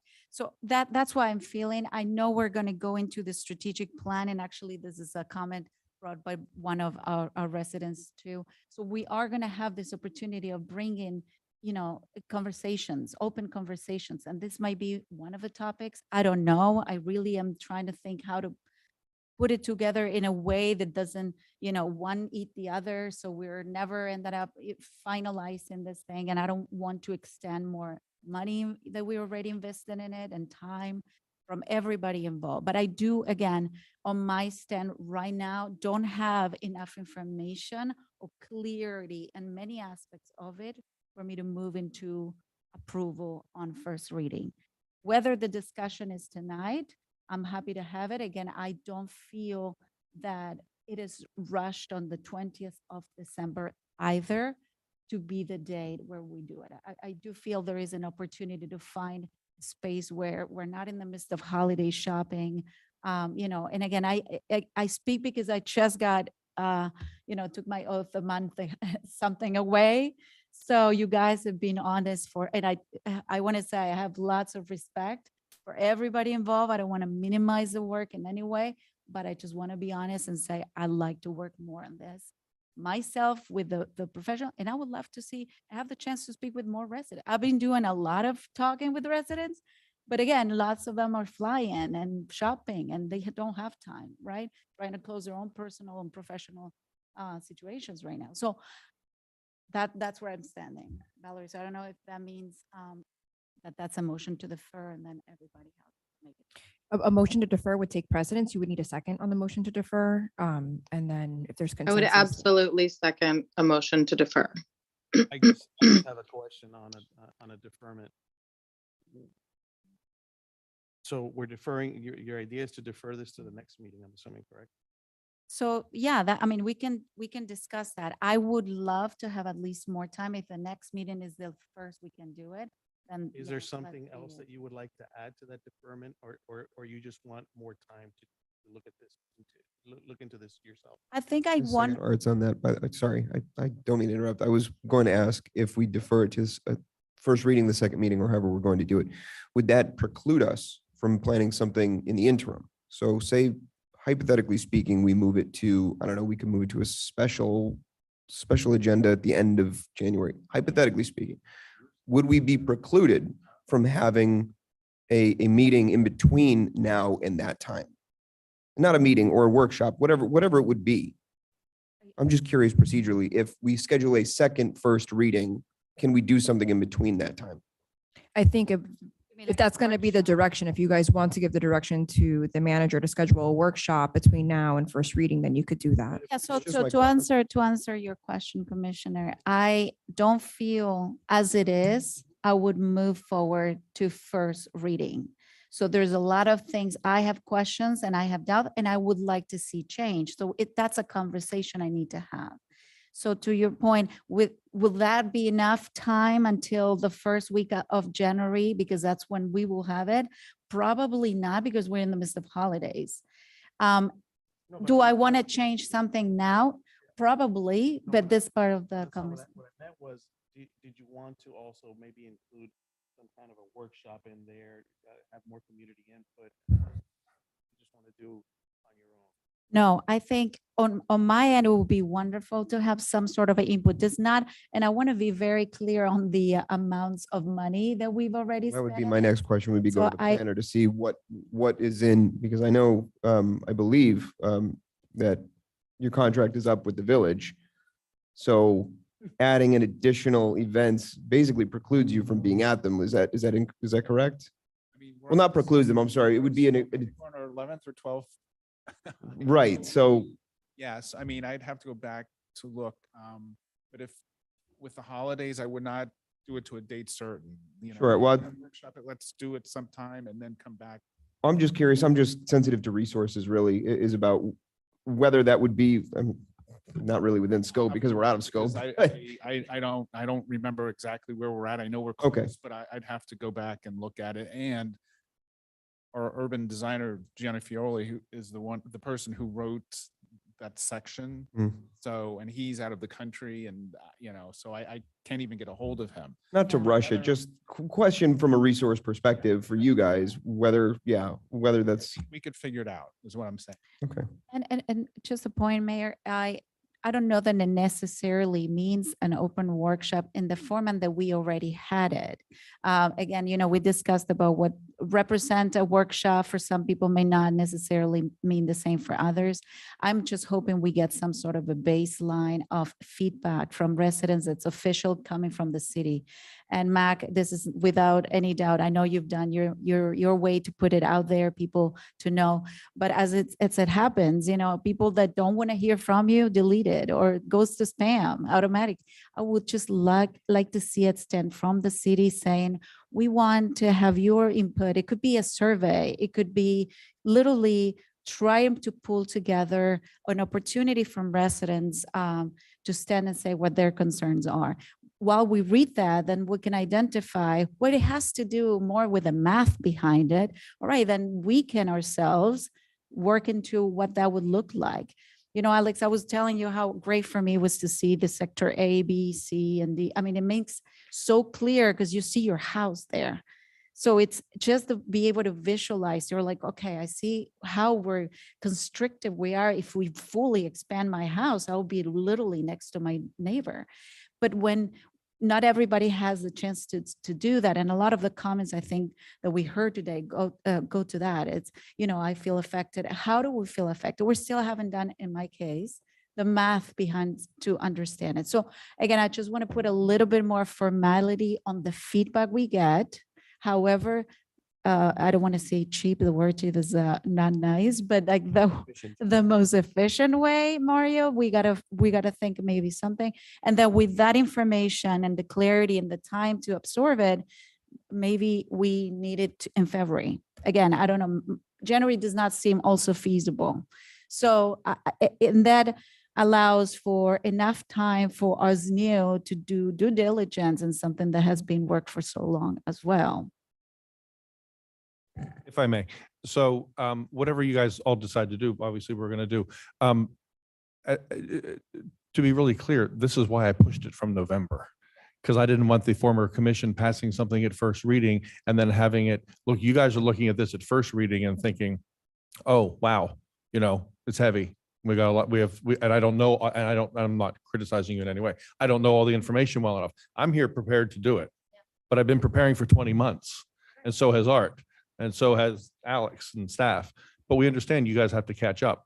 And that's why I pulled it from first reading, because I didn't want it to be second reading the first time you're looking at it. And now you're like, oh, you know, and then it's an even bigger deal. So that's why I pulled it. So we would be able to do it well, not do it fast. I'm ready to do it. If I have to wait for you guys to be ready, then we have to wait. And if you want to get more resident input, you know, then let's set about getting it. I hope we get more, but you know, we've been going round and round about that, and we've gotten quite a bit. I mean, there's a lot of input that we did get. So, but you guys want to, you know, defer or whatever you want to do, but I don't personally have a problem with us having we're here, and the attorney's here, and Alex is here, and Gage is here.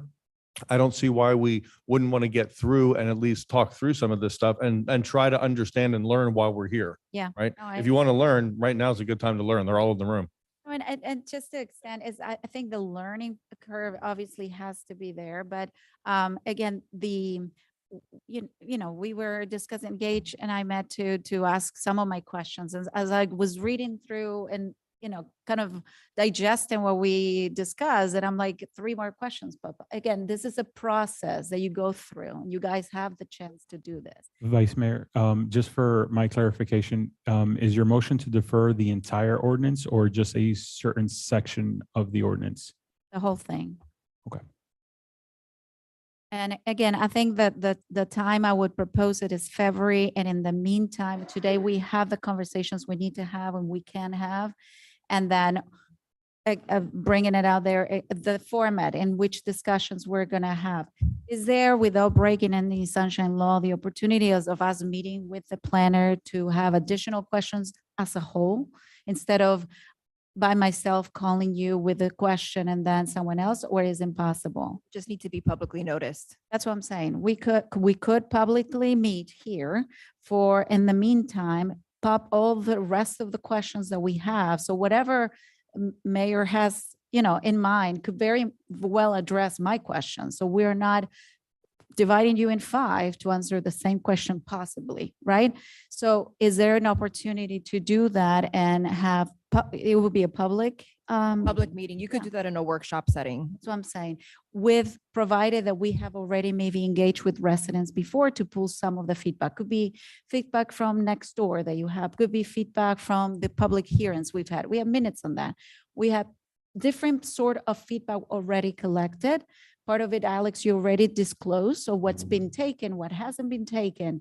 I would like all of us to come with that together and have that if it's possible. So what you're saying is you want to have another meeting like we're having now. I mean, I know now we're here for first reading of an ordinance, but you want to have another public meeting where we get to discuss it with Alex. The reason I bring it up, I could have 10 other calls with Alex. I just don't think it's sufficient. If No, I we do it understand. today, I just want to make clear, but yeah. so you want to have another public meeting, but then you also want to have a workshop? Well, that would be the way I envision is we don't necessarily need a workshop like it was done. I don't think that's what I have in mind. I'm hoping we can do maybe either, we can do pull from residents in a way of a survey. We can have an opportunity for feedback, officially for feedback, that we can grab and say, this is what, is being brought to us and let's discuss it. If there's additional to what already has been said today. It might not be needed. And again, I'm thinking out loud as much as, as I bring it here so that we can arrive all with the information that we need to make the vote. So let me ask this then of the Madam Attorney. If we were to defer the entire thing to a later time to provide us more opportunity, in line with what Commissioner Kenny has said, we have everyone here. So could we do it this way? Could we defer to a second first reading at a future date? And then continue to have some of the discussions here tonight to address some of the questions because everyone is here. Is that something we could do? Yes, but I would just continue your discussion before you call the vote, because once you call the vote, it's deferred. I understand. It could be deferred. So just continue the discussion. The motion will remain on the floor until you vote on it. And based on some of the concerns that I've had with some of the ambiguities that you and I have discussed informally, I would be for deferring, but I would like the opportunity to address some of the issues while we have everyone here. Just a comment, just my comment. But I'm open to listening to the rest of the. Yeah, can we get, Sorry, yes, I apologize.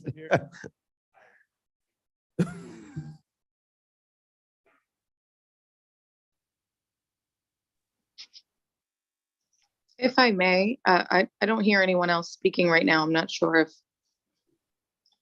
if I'm unmuted. Microphone is Sorry, actually. We're working the on it. microphone turned off, excuse me. Gage Hartung. Can I make a suggestion that maybe you have like a read-through meeting type of thing? Because that way you can. Sorry, I'm sorry. I don't mean to interrupt you, but because we are allowing, the manager brought a good point, because we're allowing some comment on this issue. I don't want to allow one person to comment, but then not allow everyone to weigh in at this point, to avoid any type of, I don't know, optics. So maybe a read-through, okay? no. I don't want to stop you. There's a lot of fake news out on the next door and stuff like that. No, certainly. Look, I don't want to stop you from talking. I certainly want to hear what you have to say. I do. I'm just simply saying that I don't want to give anyone else the opportunity to speak, that if we are doing that, if we are opening it up to additional comment, is that something that we can do procedurally? I just want to stay within correct procedure? You have the ability to select certain people to speak if you wish. That's within your, Okay, so Gage, please, I'd like to hear your thoughts. I didn't want you to sit down. I certainly want you to address everyone. No, I just was saying, like a read through. That way you can actually, everybody can read through it and the attorney can explain exactly why everything is being written the way it's being written. And it could be a public meeting. People could listen, and that way everybody understands what is being proposed. Okay, because I'm hearing the architectural styles and all these things, and I'm thinking there's a lot of disinformation out there. And I think that just a simple read through before you make any decisions would be an appropriate thing. Sure, thank you very much. Cool. You need a workshop, not a read through, not a survey, not next door. You need to announce to people that they will have the opportunity to discuss, to ask questions, to get responses. Because again, I don't know if it's the holidays, I don't know if it's the weather. This is a very poor showing. This is a really bad time. And people need to understand what this is. You know, to Art's point, it's complicated. All right. I'm an architect. I understood it relatively quickly, but every time I looked at it, I realized there was something else I didn't get. And a workshop is not doing this where you talk amongst yourselves. It is bringing in the community and a real workshop where we talk and you talk and we have a discussion. There has been no discussion on this. And people are turned off with the idea that they never get the opportunity to talk about things, to have the workshop. And this is certainly more significant to the community than driveways or swales. This is huge. Thank you. Jeannie Anderson, 11th Place and 119th Street. I think an actual workshop Can you bring the mic down? Sorry. an actual workshop is critical. The difference between a workshop and what we're here tonight is the give and take you get in a workshop that we can't have tonight.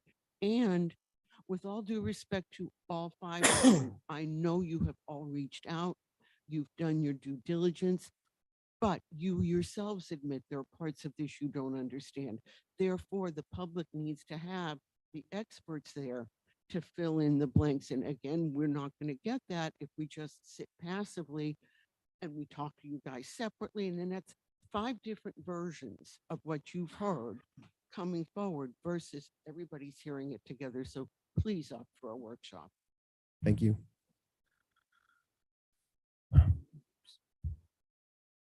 Oh, thank you. Commissioner, I apologize. Oh, yes, certainly, yeah. Thank you. That was for me, right, Mayor? Yes, please. Okay, appreciate you.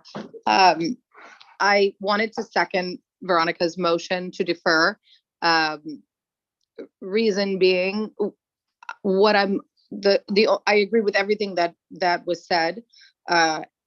However, what I'm not seeing and still haven't seen, even though I've requested it, is, and I'd like it laid out from the experts, whether it's here tonight or during a workshop where it's an interactive sort of a workshop, because again, this is a very big deal. We have our neighbors to the south making a lot of changes against, the majority of the residents. And I think we, to Mac's credit, obviously, to Commissioner Kennedy's credit, you've done so much outreach, and yet and still here we are, hearing a lot of concern from our residents, right? So we have to acknowledge that, and I think we have the opportunity to meet it. I'm waiting to hear on feedback or revisions that have been made as a result of residents' concerns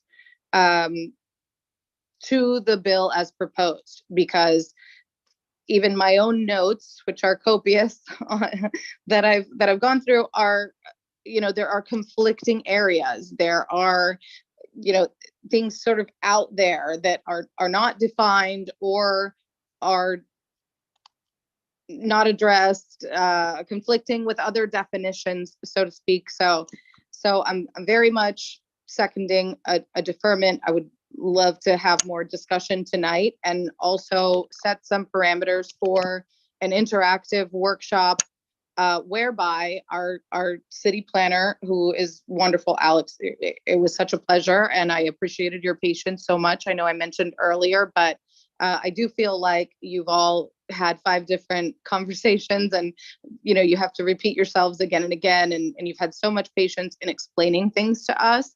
I'm just not comfortable and I don't have the clarity. I feel like there are remaining conflicts. And so that's the reason I couldn't, vote even to move forward with the first reading. So again, that's just giving some explanation behind where I stand right now. It sounds, from what I'm understanding, it sounds like while we do have everyone here, and I would love the opportunity to ask a whole lot of questions, that nothing that we hear tonight is going to stop the deferment. It's kind of what I'm hearing. So I'm sorry, nothing that we discuss at this point with the folks that are here is going to stop us from deferring it, I think. So I don't want to just continue to spin our wheels by any means. I do understand we have our professionals here and it's a good opportunity to speak on these items. But I guess we can have these discussions for the next 2 hours, but I think we're going to be deferring it anyway. And I think also, we don't have that many residents here. We're not going to have the interactive back and forth that we need to, we can listen to the experts and we can listen to ourselves, but, I think the idea here is to get more input from the residents, right? And this is not the. Sure. We can understand something, but at the end of the day, what is the resident really, right? So, It almost seems that I don't know what procedure will be the difference between a read through and a workshop really would be. But it seems like we could probably do both, so to speak, where we get to a workshop and we read through it and we say, this is what this section is intended to do. This is how we achieve it. And then we discuss it. I also think that there's some really easy passes on here, right? That are just, I think that, one of the things that we should just also concentrate whatever we're going to do is, look, there's a bunch of stuff in here that I'm sure that we're all going to agree that just makes sense. Sure.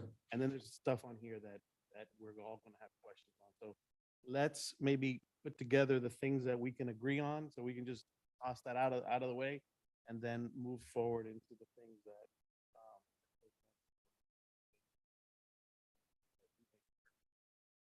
That makes sense. That makes a lot of sense. So I guess the question now would be, do we try to have a discussion about what we all agree on now?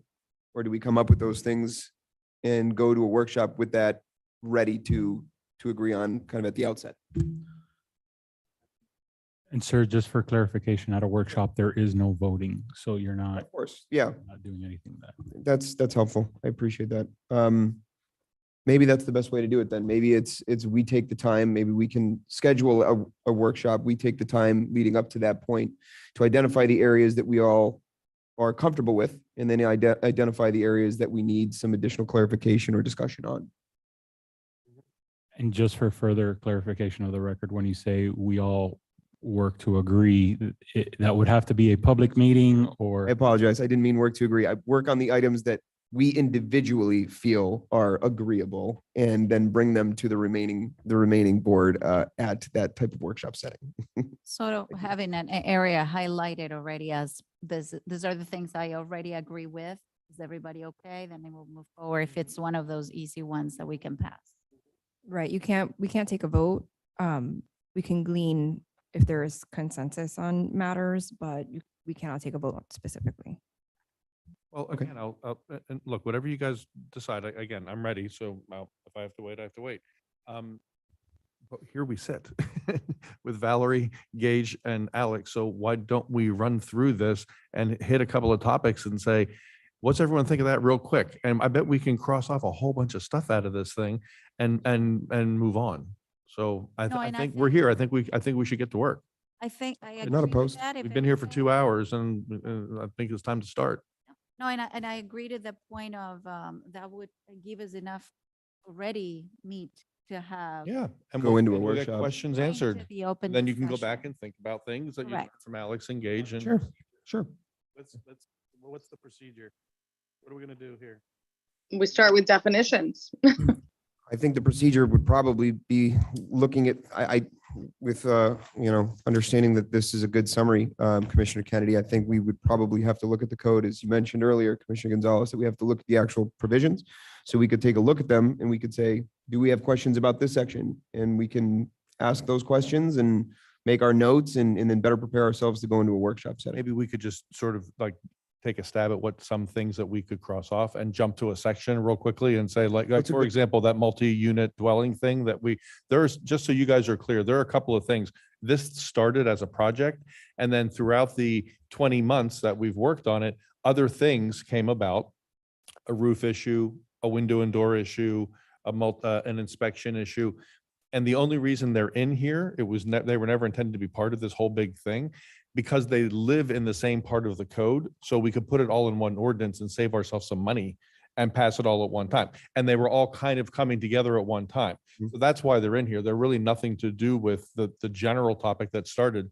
They're things that just happen to live in here. So we could pull them out like right now and say, want to talk about the shingles real quick? Want to the inspection? Want to talk about the windows and doors?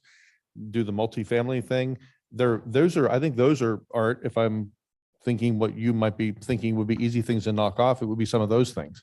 Yeah, Let's just go through it and just knock it out. Why don't we Yeah, just look, jump to those sections and do that? I agree, and this kind of goes back to your first point, Alex. There are some provisions in here that are you view as necessary. So as we kind of go through it, identifying those are certainly helpful to us. And Matt, Commissioner Kenny, one of the provisions you pointed out is one that I had highlighted is this seems pretty agreeable. So not to say that we're voting on it tonight. I think that the consensus is that we are just discussing this with the intent and understanding that we will be deferring to a workshop.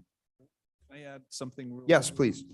I had a bit of a presentation to do, but I'll keep it simple. Start with definitions. I'm sorry, keep on. The more I looked at definitions, I mean, we tweaked some of them, added definitions that we thought were necessary. And when I was rereading lot coverage, which is 2.2.45, it didn't really, I didn't think it matched like it should the accessory use, which is your first definition, 2.2.1. The accessory use says a building or structure. It says accessory use. I'm sorry, it says use. So one of my changes I was going to propose tonight under lot coverage, it talks about all buildings, accessory structures, or uses. So I was going to add that in. And then again, going back and looking at accessory use, I think I want to change that to add what an accessory use actually is. So this is just a quick and dirty, and I'll refine it, but I think we need a second part of the accessory use or structure definition. Yes. And maybe add that these may include, but are not limited to, generators, docks, pools, spas, tennis or basketball courts, cabanas, chicky huts, gazebos, sheds, detached garages, carports. Assume that we'll get this in writing. So it's going to be in writing. I just was re-looking at these things. So that was just one thing I wanted to point out, because in the next version, I'll add that language as, I don't know, Valerie and I will pick a color to show that Right, that was exactly. added. Yes. And let me, just one question. So the yellow here referred as to who added this portion? I'm sorry, my apologies. I didn't have my mic on. The yellow highlighted language was what was proposed by the planning board. So Gage, are you okay with this addition that Alex is mentioning? You think this would really help also in clarifying what an accessory structure is? That would be 2.2.45.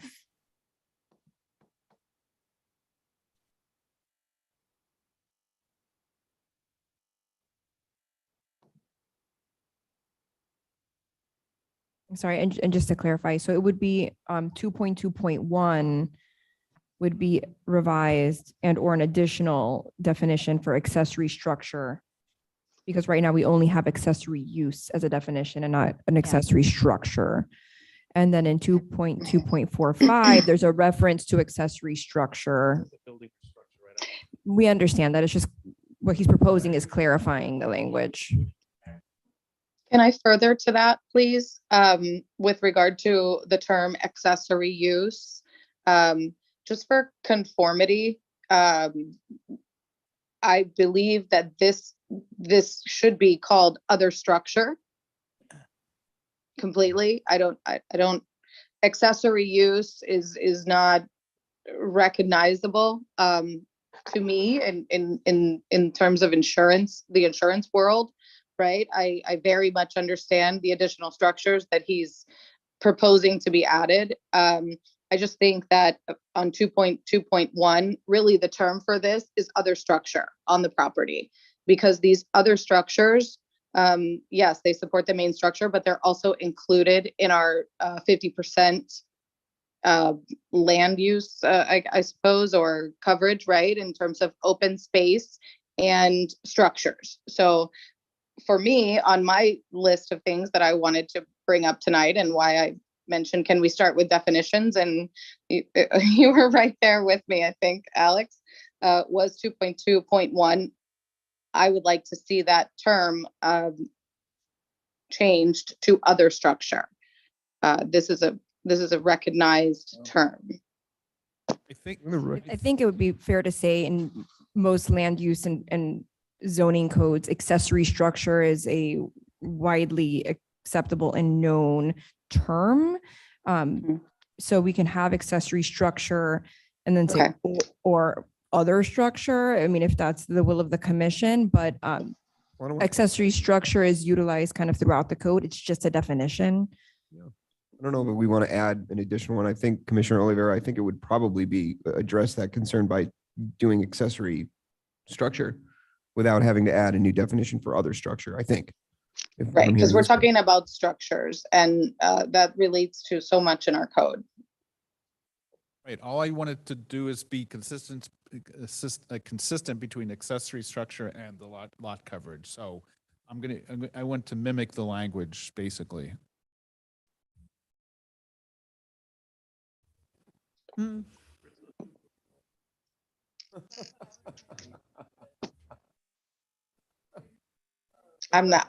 I don't catch everything with regard to the volume. I apologize. But I think I got you, Alex. Yeah, regarding structure is really what we're talking about. Correct. All right. Did we I just had a change note the here, word our use to the shed- word structure? Is that what that happened? Is that Right, what happened there? Added accessory structure, Right. didn't we? Did I we change it or did we had a add it? note- Change the word use to structure. Oh, Yeah. Right. I'm just changing use to structure in 2.2.1. We don't want to get overly complicated in definitions. I just, again, lot coverage, I want to match accessory structure. So We're changing one accessory word. structure is great. Changing a word. My Changing a word. question, Got it. perfect. My question on that was, are sheds included in that? Right? I mean, I would think that a shed is an accessory structure. According to that definition, yeah. Right. I'm sorry, what was? Great. Shed is an it's included. I think you read it within your like the definitions. Yes, it is in my proposed new Yeah. wording. Cool. Yeah. That was exactly my question. So that was funny that you brought that up first. Okay, well, while we are on that page, do we have any other comments or questions about anything on this page in chapter 2? On that particular page of chapter 2? I mean, might as well go page by page, I guess. I can't think of any other way to do it. Okay, let me hop back and forth there. Yep.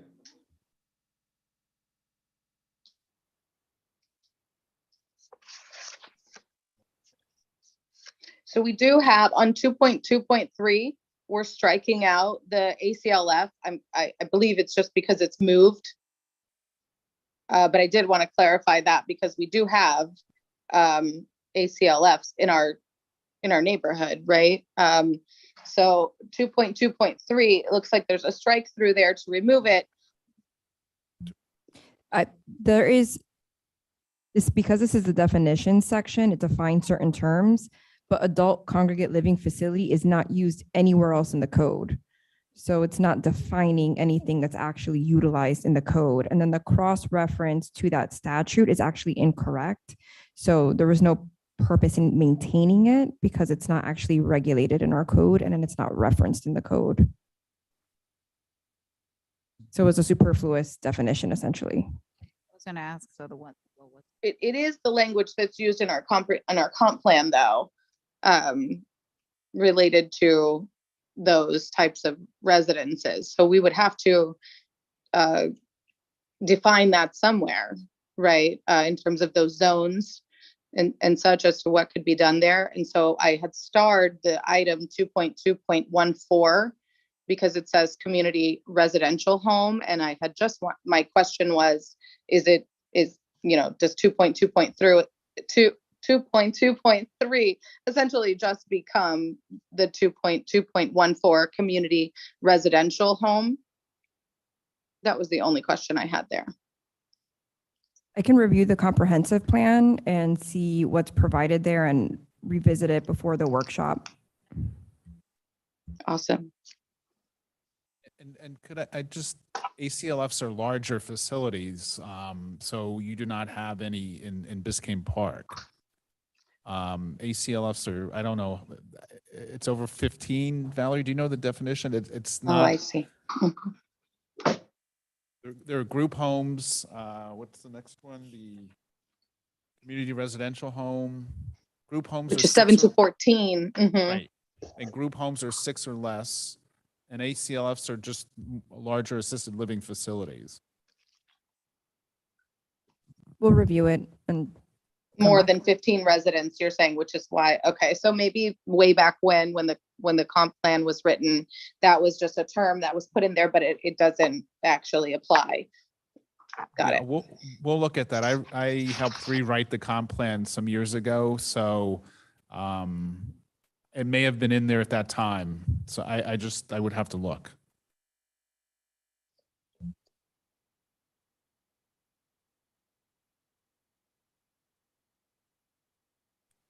Great. I don't have anything else there. The next highlighted area is the 2.2.29, which relates to the base flood elevation, and the language added to me made all the sense. So I didn't have any question there. I don't know if anyone else does. I could move on to my next question if that's okay, which would be 2.2.39 on impervious or impermeable surfaces. It occurred, what dictates what is an impervious or an impermeable surface? I don't think that we have any sort of defined standard there, right? I'm certainly not an expert. I know grass is, I know that there's a calculation, in other words, with regard to how long it takes to drain. And if that qualifies as a impervious or, a pervious surface. But I guess what I don't understand here is what is the standard Right. that we're using as a community to say, is that an impervious or a pervious surface? And I believe we need an engineering standard there, right? No, I mean, you have to look at 2.263. We kept it simple. We were talking about impervious now, but pervious is allowing water to pass through. We couldn't get more simple than that. So pervious allows the water to pass through. Impervious would not allow water to pass through. So Right. It's just that if we're telling people, pavers versus whatever in terms of their materials to create a driveway or any surface, a walkway, don't we need to have something defined to to refer to for people to meet that standard in order for us to approve their design plans. I understand wanting to keep it simple. It's just that I believe that some of these types of definitions are later causing us an issue in our real life, in our, when we receive plans and we say, oh no, that paver is not acceptable, or this gravel is acceptable. I mean, all of those materials I just mentioned, water passes through. So I Right. guess I'm looking for a definition so that we can help people in the planning phase of their construction and such. Through the mayor, any standard would not be in the definition. I mean, a requirement or a maximum, say you only allow 50% impervious, that would not be in the definition. That would be in your chart. And I'm not familiar with that section of the code, but if pavers are on sand, does it count? Is it 100%? Right. I mean, Slower, codes right? vary. Codes it- vary. Some people, some places, even if it's a paver on sand, it's counted as coverage.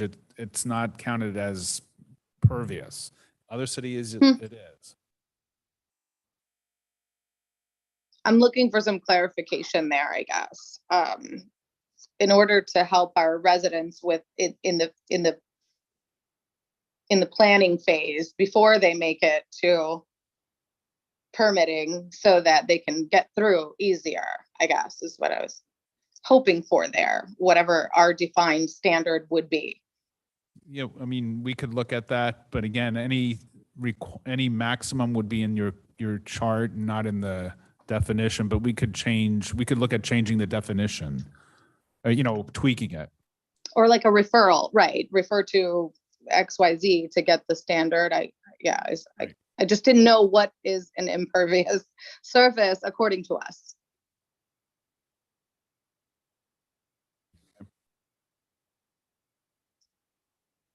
You already addressed the lot coverage. 2.2.46 lot lines and front. This is sort of I think this is a big Are one. we going page by page or are we going commissioner by commissioner? Because she's running through all, I thought. Yeah, we- I'm just No, going that's through Sorry to all of interrupt. my. No, Veronica. good point, good point. If there are, I just want to know because I'm you're. I'm in listening mode until. Certainly. No, that's, I think that if there are other comments from any other people up here about any of these items on these pages as we go, I think that, yes, we should address them all at once. Yeah.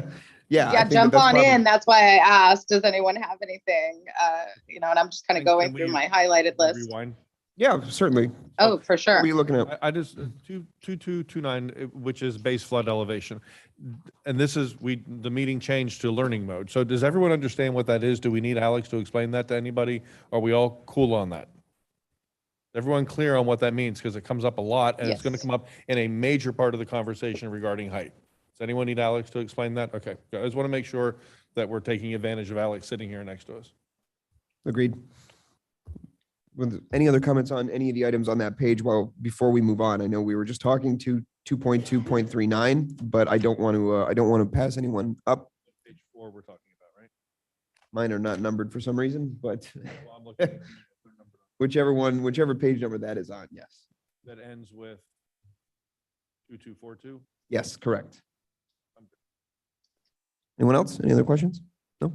No? Okay. I guess the next highlighted area would be on the next page, 2.2.45 regarding lot coverage. Alex, I know you already addressed some of this. In addition to Alex's comments about looking into this, were there any other comments or anything about that section?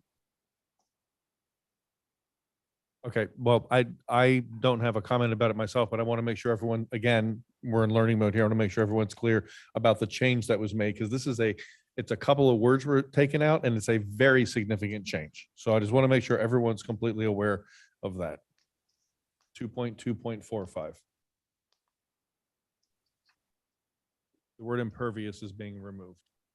Mhm. So this goes back to what Veronica was just talking about. So it changes lot coverage includes impervious, it includes pervious areas as well. Understood. Anyone else? Big change. Yeah. Just want to make sure. Okay. We have a couple other additions on that page. I know with the green sections there, beginning with 2.2.54. What was the purpose of this to add it, the 54 and the 55, Alex?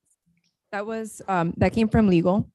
The definitions did not have a definition for non-conforming lot and non-conforming structure, which appear later on in the code, so it required a definition.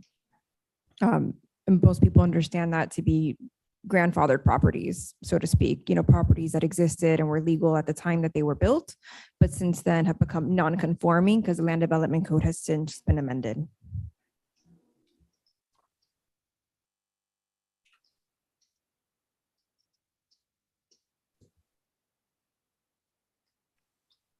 I think that was the last one on that page. So I think the next one is 2.2.60 and the rest of the page changes on that page. Do we have any questions? Sorry, do we have any questions about the items on that page? Going back and forth here. So now you're at 22, starts with 2256. Yes, sorry. Sorry. For some reason, mine are not numbered. I don't know why. I apologize. Just going through the highlighted or actually the underlined, right? So it's 2.2.60. Correct. This is going back to the, defining pervious and impervious, because we are essentially saying, any developed, anything other than grass on your property is a part of your 50-50 calculation for open space. Your question for Alex? It's a question already asked, and he had mentioned he would look into it with regard to an engineering standard for pervious or impervious. Alex, just for a question about that space not occupied by buildings. Does this include accessory structures? Can we, Sorry, yeah. we would put that in there?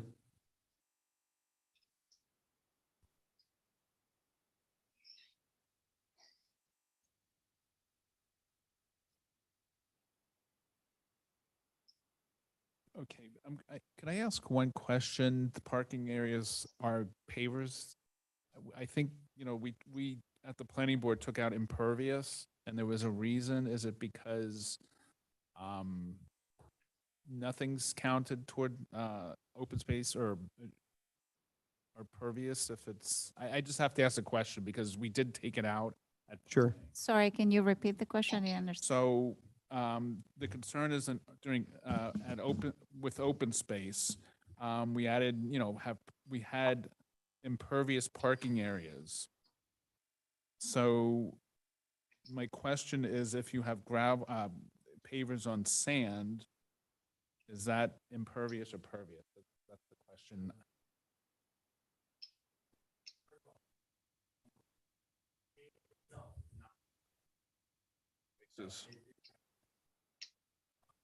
Right.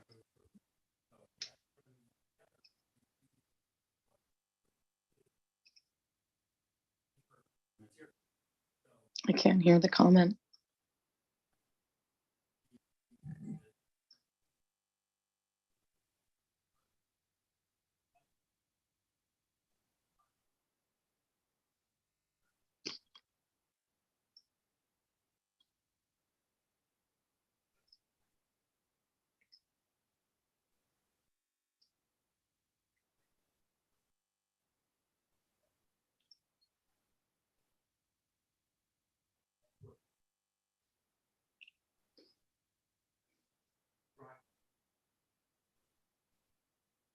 Of the front yard.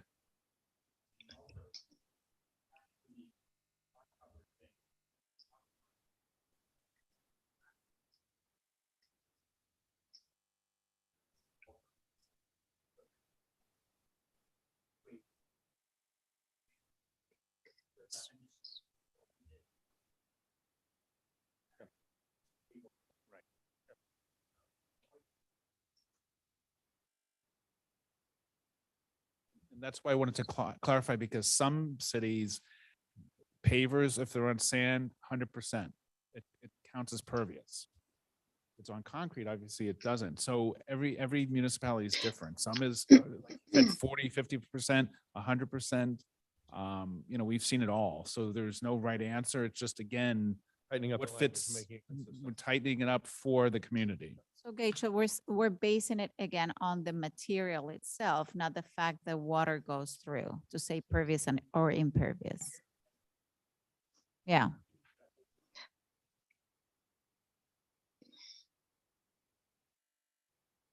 Impervious is porous. Pervious allows water to pass through.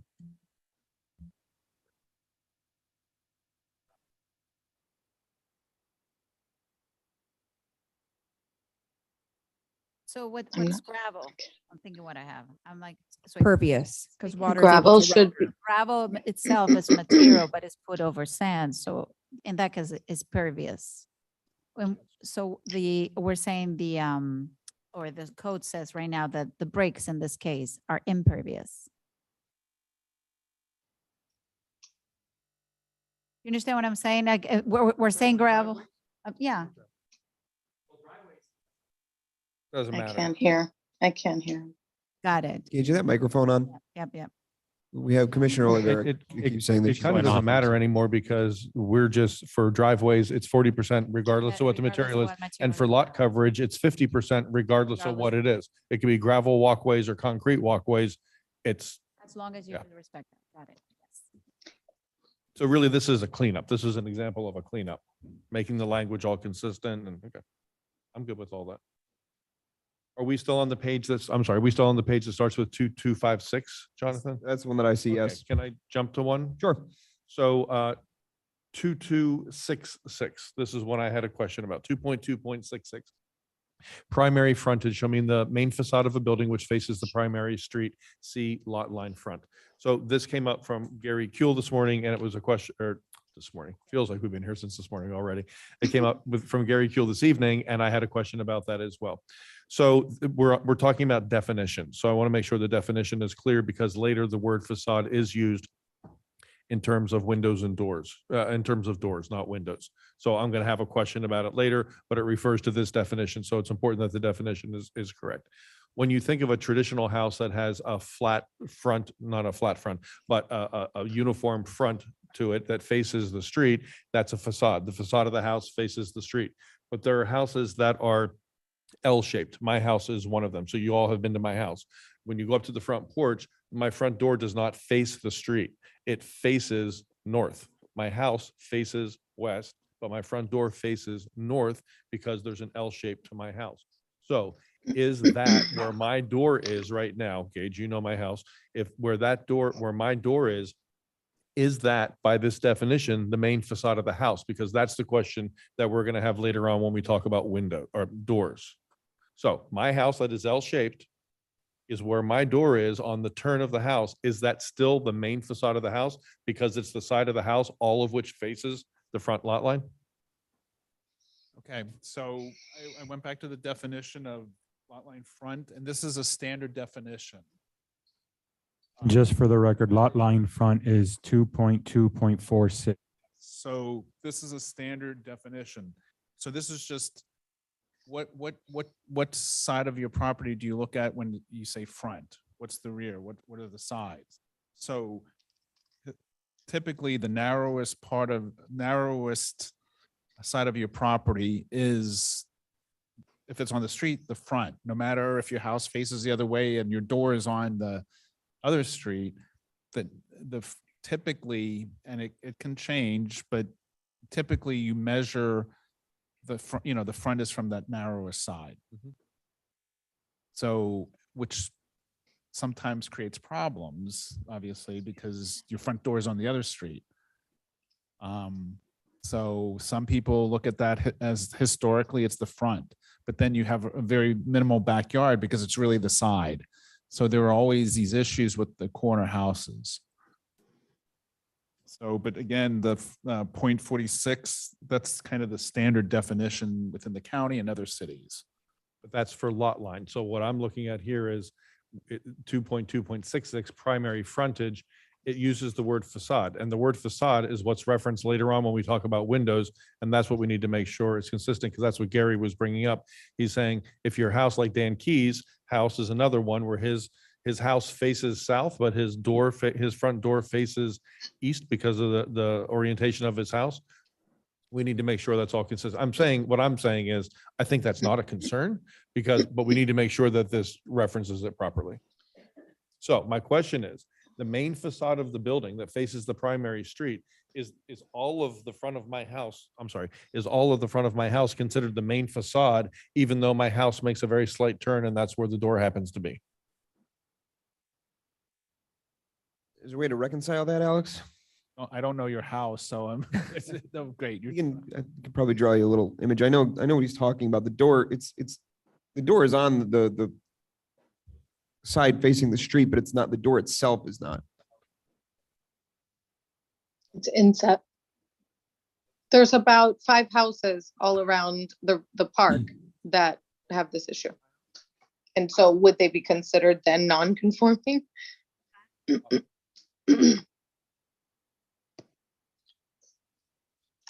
Right, we're talking about the actual, the word, the facade. It does later, it has to do Yeah, with front later. door. Right. I know, that's what I'm saying, because it refers later to front door. We need to make sure the definition works with what we're going to say when we use it for the front door. And that was Gary Kuehl's point. So is there any way to make you more comfortable to change primary? I'm not comfortable or uncomfortable. I'm just pointing out that this is the situation that we have with that word. Would it be, I don't know, would it be reasonable or acceptable to insert language saying something to the effect that regardless of which direction the door faces? Or shall mean the main, and I'm not an architect here, or shall mean the main facade of the building regardless of additional articulations or something like that, that implies that the building makes turns. Because there are buildings that are, almost U-shaped in the front, Right, so. We have duplexes, for example, that are, if you look at them, the front, it's a U-shaped house, and the open space is closed in by a porch, and the entrance doors are on either side, facing the other way. So again, it's just little things that you trip up. And so we're here, so it's a time to clean it up. And Right. Gary's absolutely right, and he's pointing out in the window section or the door section why this is coming up. So you're, I don't know if. I this- think correction is not going to necessarily come in the definitions, but in rewording the window and door section to comport with the definitions. Like make that section, instead of saying facade, make it say the side of the house that faces the front property line or something like that. Use Address it that way. correct. Whichever way we get to Like it. regardless of orientation of the door or something. Yeah. Just make it clear that if the door is inset or whatever it was. It's on the side of the house that Right, right. faces, that altogether faces the front lot line.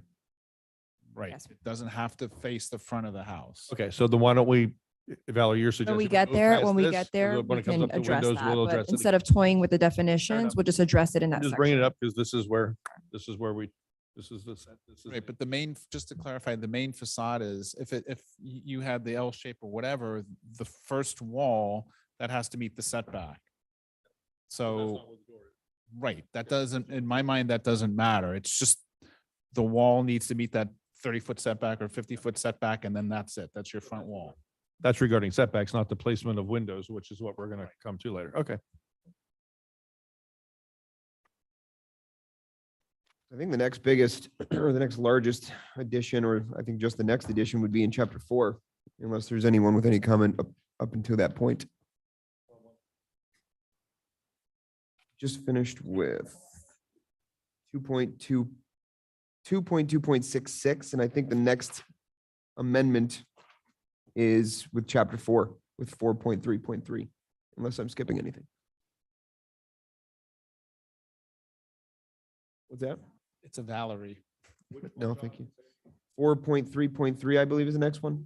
Sure. And again, thank you, Mayor and Commission. So 4.3.3 was added pursuant to a prior discussion item on this issue. There was consensus from the commission, the then commission at that time, to move forward with this. This language provides different types of evidence that the code board can rely on in determining whether a single-family house has been illegally subdivided into a multifamily.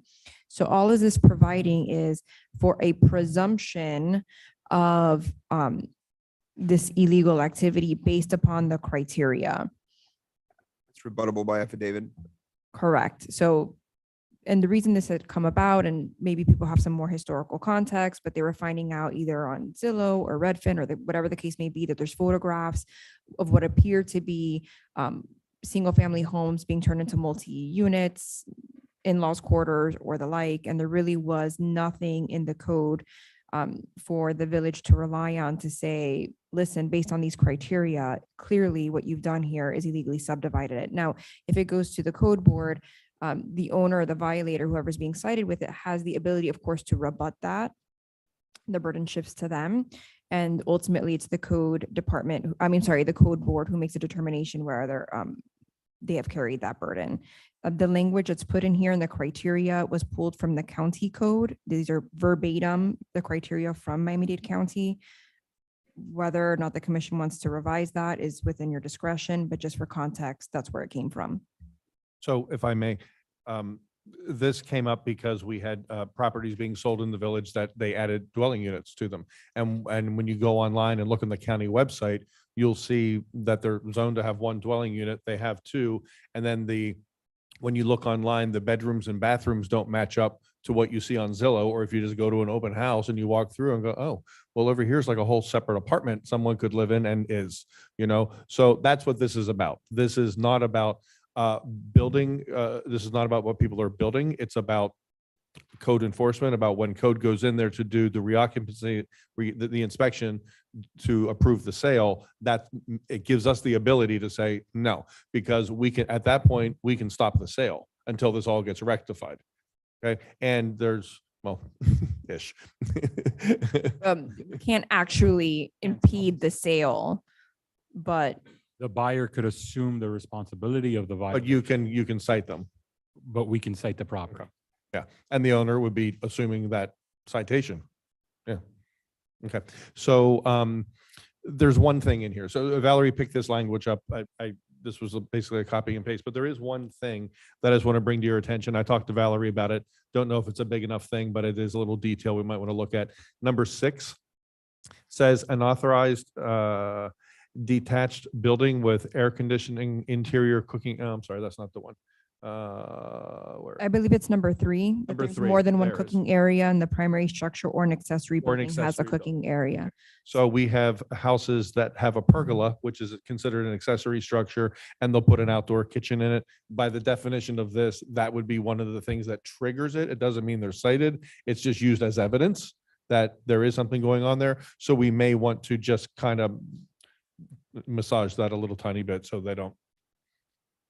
So we aren't citing people, we aren't using that to cite people for something that is clearly not an additional dwelling unit. And to the point, I had the same conversation with Valerie about this. Because then we become, right, like we're looking very thin into everything. And to your point, there is pergolas with cooking areas. And there's some of them that make more sense than others to me. But what you explain is that you would come with a list of, you have to meet not just one of them to be cited.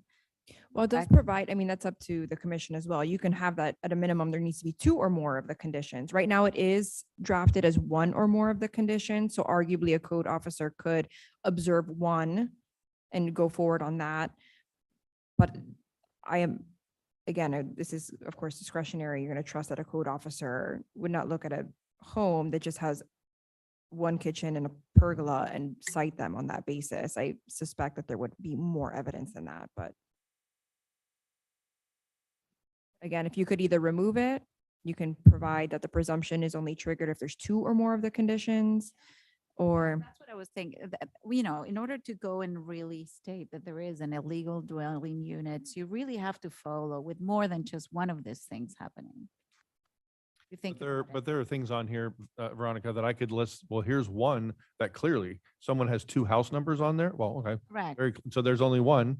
So That you're one, saying that for- one is indication it's that there's enough. another, they're saying there's True. not, that they have another address on the front of the house. You don't want to, you don't want to. No, You can't say, well, they don't have a liquid propane tank outside, so I can't cite them. So you know. let me rephrase that. What about, eliminating number 3, because it is one of those that it's in a gray area. If it might Oh, be no, I think that simpler, we needs to, can. I I'm think that sorry. does need to be there, because if you read it, Veronica, it says there's more than one cooking area in the primary structure. That was going to be my recommendation. Yeah. We could Yeah. perhaps remove or an accessory building. Correct. So I'm saying about cleaning up that one specifically, so it's not that restrict. I mean, people can have that, if you have so let's say, how do you enforce that? How do you go and realize there's a second cooking area in the primary? Can we just define what an outdoor kitchen is instead? True. Because by eliminating the accessory building part, if someone does a garage conversion that's not attached to the home and turns that into the in-law suite and puts a kitchen there, then that's kind of taking out some of the enforcement. But if we can just define what an outdoor kitchen is, then I think that kind of helps resolve whether we say, we just add except for outdoor kitchens. Just add that. Now, Alex, just. The question just becomes, what is an outdoor kitchen, right? And so we'd have to. Well, it's almost not do those inside, two. it's not in, and it's not in the main or an accessory structure. It's not in a structure. Alex just whispered something in my ear that we need to consider. People keep second kitchens to have a kosher kitchen in the house. So that's a real thing. So we need to figure out. Valerie, I'm surprised that they don't have that somehow written. in code. Again, I understand the need to get kind of hyper technical and think of every conceivable situation, but the fact of the matter is, those people are not going to be the ones getting cited, right? I can't imagine that a code enforcement officer is going to see a kosher kitchen and be like, this person has illegally subdivided their home. Those are not the cases that are going to be brought under this ordinance. I understand the concern. We can work on this language so it's further clarified, but understanding that that's not the way that this is ultimately The going to be code enforced. officer isn't required to cite them when he sees it anyway. He gets Per- a separate kitchen and they say, this is our separate kosher kitchen. And he can say, okay, well, that makes sense. And Correct. And again, he's it's a not required rebuttable presumption, right? Of course, we don't want to put people through the ringer, so to speak, and force them to go to code board and have to say, no, that's a kosher kitchen. Clearly, you don't want to have to put people Officer do has that, the but ability to do nevertheless, that. I mean, you're going to hope that there is people, your code officers are using discretion wisely and not going to be citing somebody just because they have an additional kitchen That's in an their single administrative family thing. home. It's not our concern, really. Then maybe, Madam Attorney, you could recommend some language to help clarify that for us at the upcoming. Yeah, I'd be happy to do that. Thank you.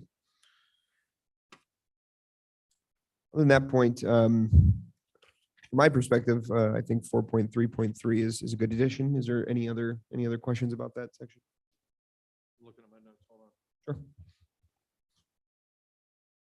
Oh, you're going to verify somebody's utility bill. That's interesting.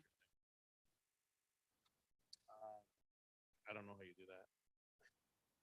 Ask them for their utility bill. They're gonna give it to you. Nah. And then the next one where it says about the number of vehicles, what is a register to the property? What does that mean? That the registration is the same as the property? And how are you gonna get that from somebody? These are things that sound wonderful, but they're just not realistic. That's not gonna happen. They don't have to give you the registration to their vehicle. They don't have to give you a utility bill. I don't know, it's there. It's nice, but it's just not realistic.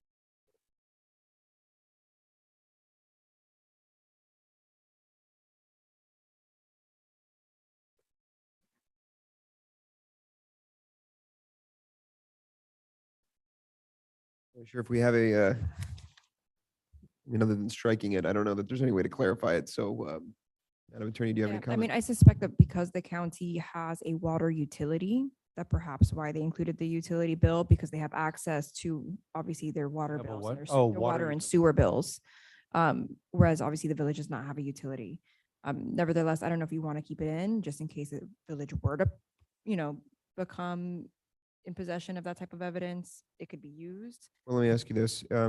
As it currently exists without a way to enforce it, it doesn't do any negative damage, I guess, so to speak. Correct. Okay. So I think it's fine then if it's not going to do any damage. We just lifted it. Okay.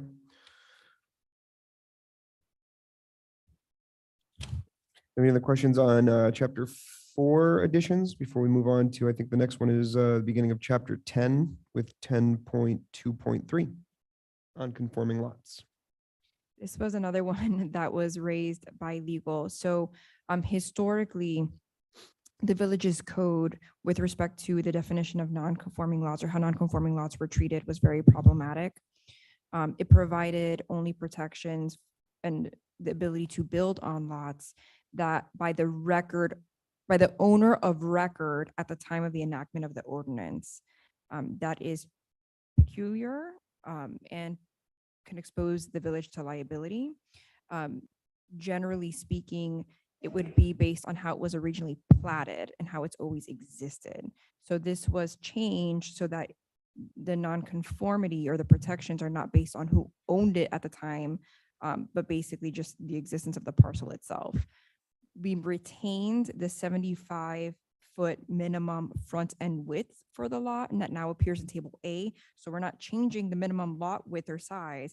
We're just saying that if it exists in that manner, you're still able to build it in accordance with the current land development regulations. So that would include the setbacks and all of that, and it would still have to go to the planning board for their approval. So that's how that was changed. Thank you. Do we have any questions or comments on that section? Well, I did wonder what happens to lots that are less than 75 feet because they can't get more land. Does So that mean they would- can? Sorry, I'm sorry, Commissioner, I didn't mean to cut you off. They would be considered legal non-conforming. So their lot would still be buildable so long as they can conform to the current land development regulations. That's it.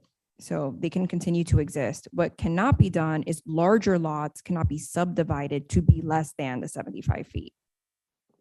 Right, okay, but if you only have 70 feet and you need to rebuild that home, you can.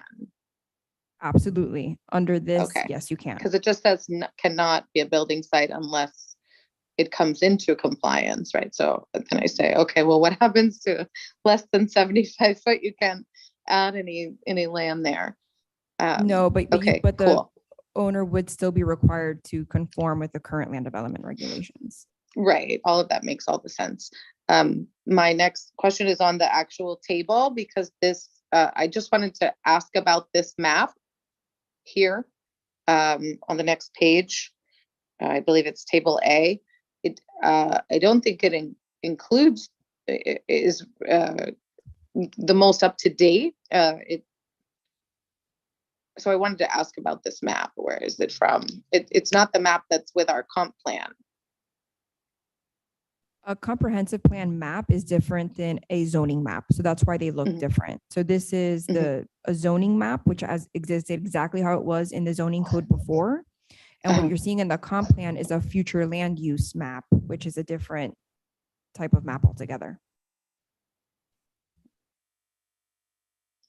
Can we go back to 10.2.3? And Valerie, I was listening to your answer and I just want to make sure Sure. I'm understanding it. So I'm going to kind of restate it if you don't mind. So a non-conforming lot, I understand what it says there about that. But we have non-conforming lots that have homes on them now, and you're saying they're considered legal non-conforming lots and they're allowed to remain in existence. But according to this, if they want to tear that house down and rebuild a new house on the property, then they have to meet that non-conforming lot has to go through, they have to go through planning and zoning, and they could be allowed to build something new that conforms with everything in table A. Correct. Okay. Which What is was- not the case, by the way. Right. And That's important, Right. right. So currently what was happening if somebody demolished their structure and they had a non-conforming lot, they were not able to rebuild at all. So they were rendering their lots unbuildable and extinguishing all of their property rights, essentially. Now they have a lot that is not marketable, that's unsellable and unbuildable. And similar properties are, I believe it's 120th and 8th Avenue where you have inverted triangle properties. So as you're going to the cul-de-sac, they only have about a 30-foot width, but then they open up and towards the back of the property, they could have 100, 120 feet. So according to the way that our code currently reads, if they wanted to rebuild their home, even though they have one of the largest lots in the village, they couldn't because the frontage where they would come in from the street is too small. So just want to make sure you guys are all cleared. So this is a lot that wouldn't be buildable now, but because a house is on it and they want to change it, they can. They just have to meet our current building standards. No, correct me if I'm wrong, Madam Attorney, if the lot is plotted, non-conforming, so the original width and depth when the land development code was enacted, as long as that didn't change, whether there's a building or no building on it, that person is allowed to build on it. Correct. It's And not. they have to meet the current. Their current code. The current Correct. codes. That's what I'm saying. The Yeah. setbacks and. But it doesn't matter whether they had a building on it or not, as long as the plot of the land is the same dimensions it was when. it Right. I was giving an example of someone lives there now and they want to tear their house down and build something else. Because we have some of both, but we have many more of non-conforming lots that do have homes on them and people will want to tear them down and put something else up, and they're allowed to as long as they meet everything else in table A. Correct. Got it. Or if you're a developer and you want to buy a current house and you want to knock it down and build a new house on it, you can do that now.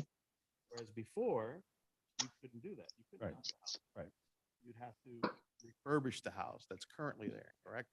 And that's good for a variance. Right, because they were not the owner of record at the time. Just to fix it up, you know, you know what I'm saying? Not knocking stuff down. They could do that. But now they can literally knock it down and build something as long as it conforms to. Setbacks and everything else. That is a possibility. Mhm. And currently. Yeah.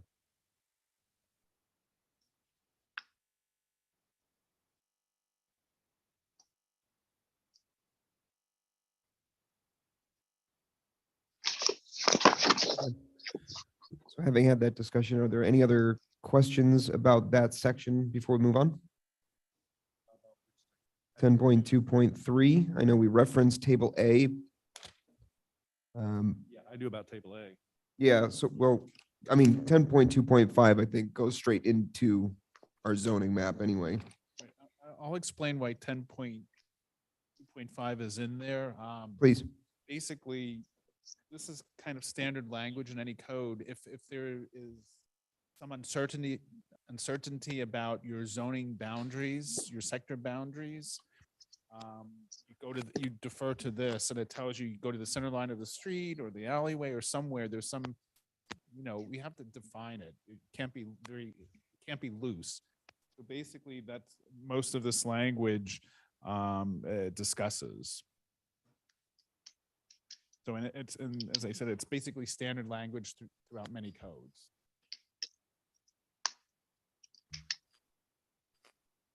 My apologies, Commissioner Kennedy, but that it's not table A.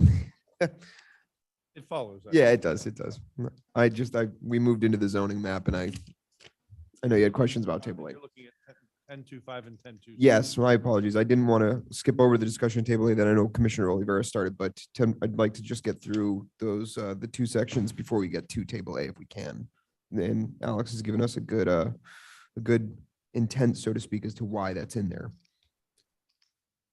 Right. And I could go on.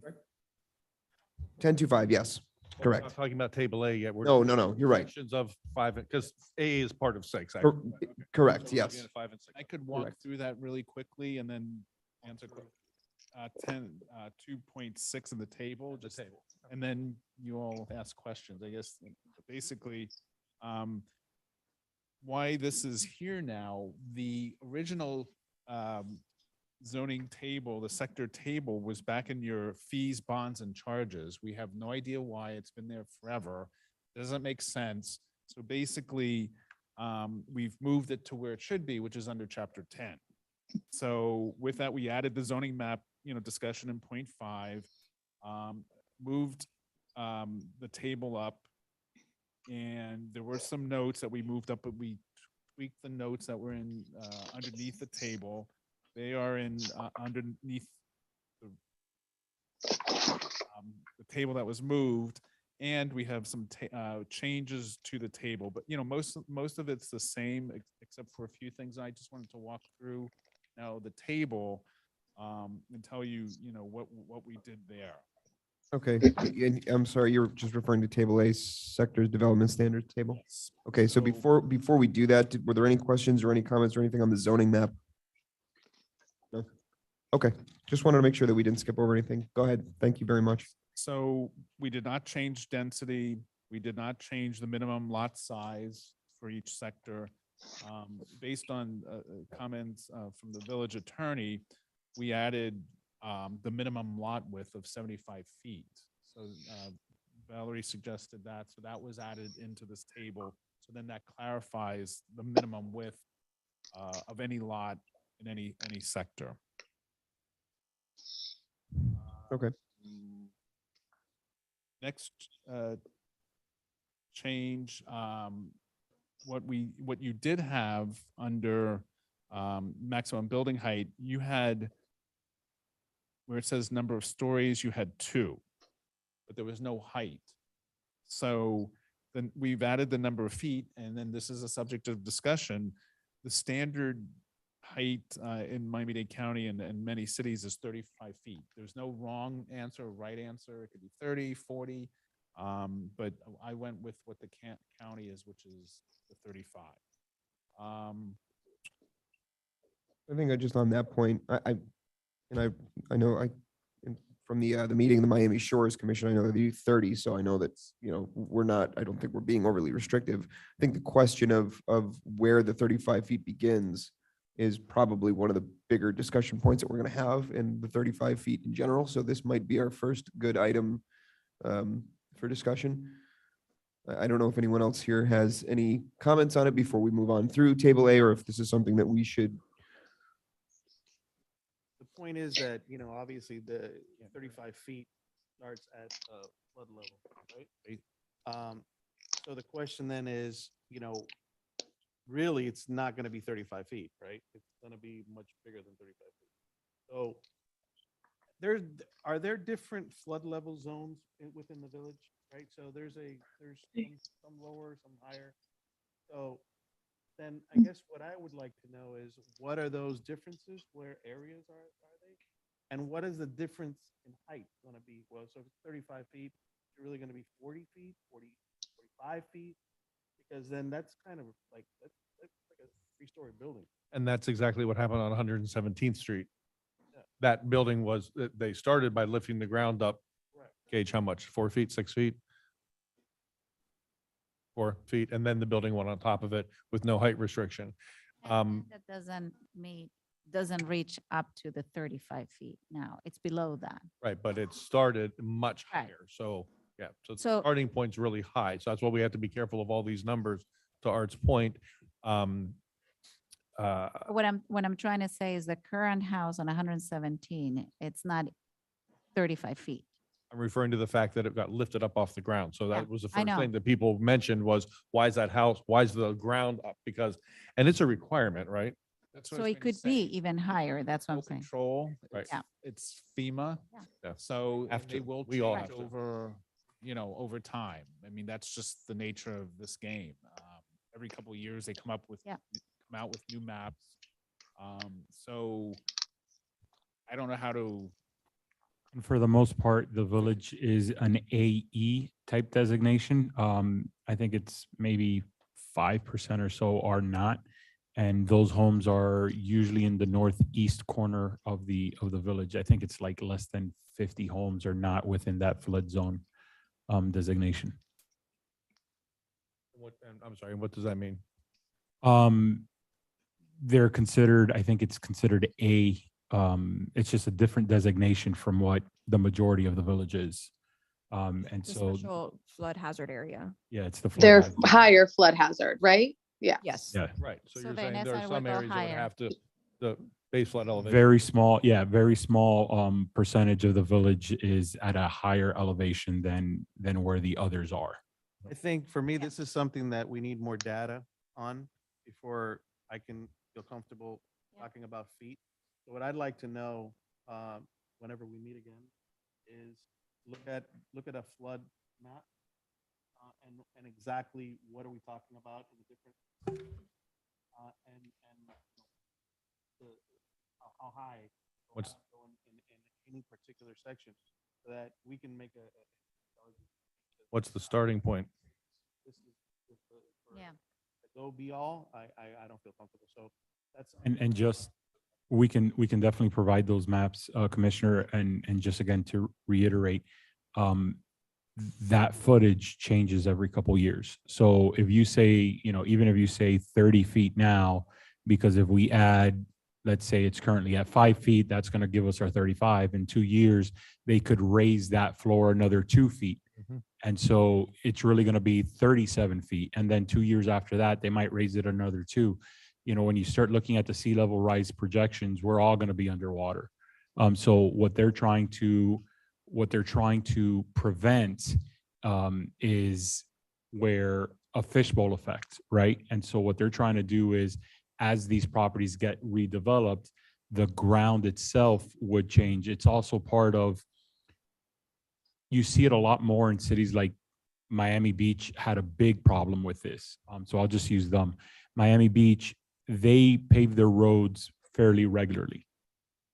And they start looking, especially because of their resiliency boards and stuff like that, they start looking at, where we should have our infrastructure.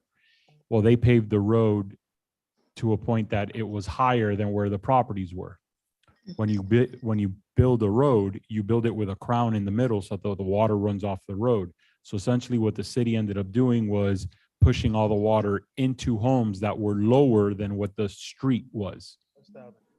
And so again, these FEMA-based floods is to help prevent that.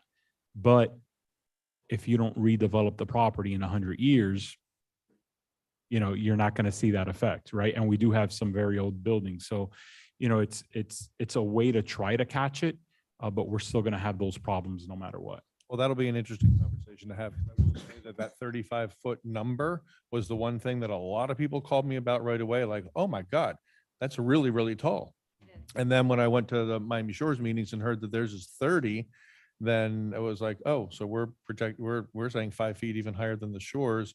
And now all of the starting point conversation comes into play. So that number kind of like got people's attention, like that's a really tall structure. And then you lift it up, it's even taller. So, And you add a flat roof and it's even more noticeable. Exactly. So- Veronica, did you get an exact height of the house on 117th Street? We were just talking about. Because I asked for it and the village hasn't been able to get it yet. So we're going to get an exact number because that will be, oh, you don't have a copy? We don't have a copy of the plans for that structure? It was just put up like 6 years ago. Not that I can find, no. It was pre-Mario, whoever's listening in. He's So hanging on to stuff better. a 3-story building is in a range of 33 to 40 feet. Yeah. Do we really want a 3-story building in Biscayne Park? Well, you mean something the height of a 3-story building? Something the height of yeah, exactly. We only have 2 stories, but yeah, I understand what you're saying. And that's a big concern. Certainly. Alex, I have a question for you. Is there any other metric by which you are familiar to measure the starting point of this type of thing? Some go from grade of the road, average grade of the road, at the property line. It varies. I feel most comfortable with what we're doing, where we're starting from, just because it's FEMA and it's going to be changing. Well, and I think it's also fairest to the resident because they're looking to build a home. And if they're required to lift the ground up and start or put the house up on stilts, if they're required to lift up the starting point, why should they be precluded from building the house they want to whatever we think is a reasonable height? Just because the federal government is saying, lift your ground up and start at a higher point. Oh, so now I have this little squatty house. I don't think that's fair to residents. So, And from a resiliency standpoint, I think keeping the base elevation, I think is the right way to go. Especially for the most part, we do have quite a bit of flooding in our community with very little infrastructure. And so being able to have something that's going to help mitigate that. I mean, we know of properties that have, Mac, correct me if I'm wrong, Gabe redid his floors, I think 2-3 times in a matter of a couple years or something like that because of the amount of flooding. So if you're gonna rebuild a home, being able to eliminate that flooding aspect, I think would be important, and it's prudent to consider. So I think we need to balance the whole community aspect plus that individual homeowner being able to build what they want to build. I'm wondering what happens in this case with the septic tanks, like, you know, you're elevating, so you have to put it at the base level. What, I mean, no, because Derm again, does. we're talking about how the water is going to run as well. I'm wondering. Ideally, you don't want septic tanks anymore. This is why you see those hills in But if people's they're yards. reconstructing their property, they would have to go to DERM to get a permit approved, and it all is, for the most part, it's a gravity fed system.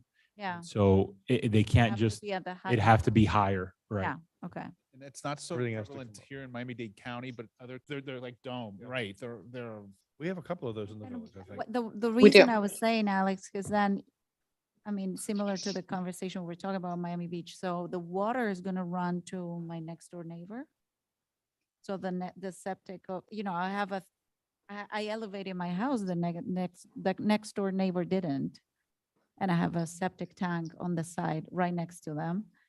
How do we mitigate that? Or I how the can't cities address do the that? septic. I can address that Durham does not allow water to flow from one property to the next. So you could actually, if you wanted, I'm not saying this, but Yeah. they'd be happy with if you did a cement bowl and all the water stayed on your property. That's okay. It's not, it's water leaving the property is where they get involved. And I believe, Madam Attorney, you definitely have a better memory than I do. I think when we were doing some other code changes over the last 2 years, we talked about that. For the driveways, that your driveway approach or your driveway has to be designed in such a manner as to Doesn't deal with the flood the runoff. street. Yeah. Right. Allow for drainage. Mhm. Okay, so it sounds like we have some good context for this and some good discussion points, especially on size and I don't want to speak for everyone. It sounds like we have a pretty good understanding of where it starts and why it starts. But a good discussion to carry over. So moving on, were there further points, Alex?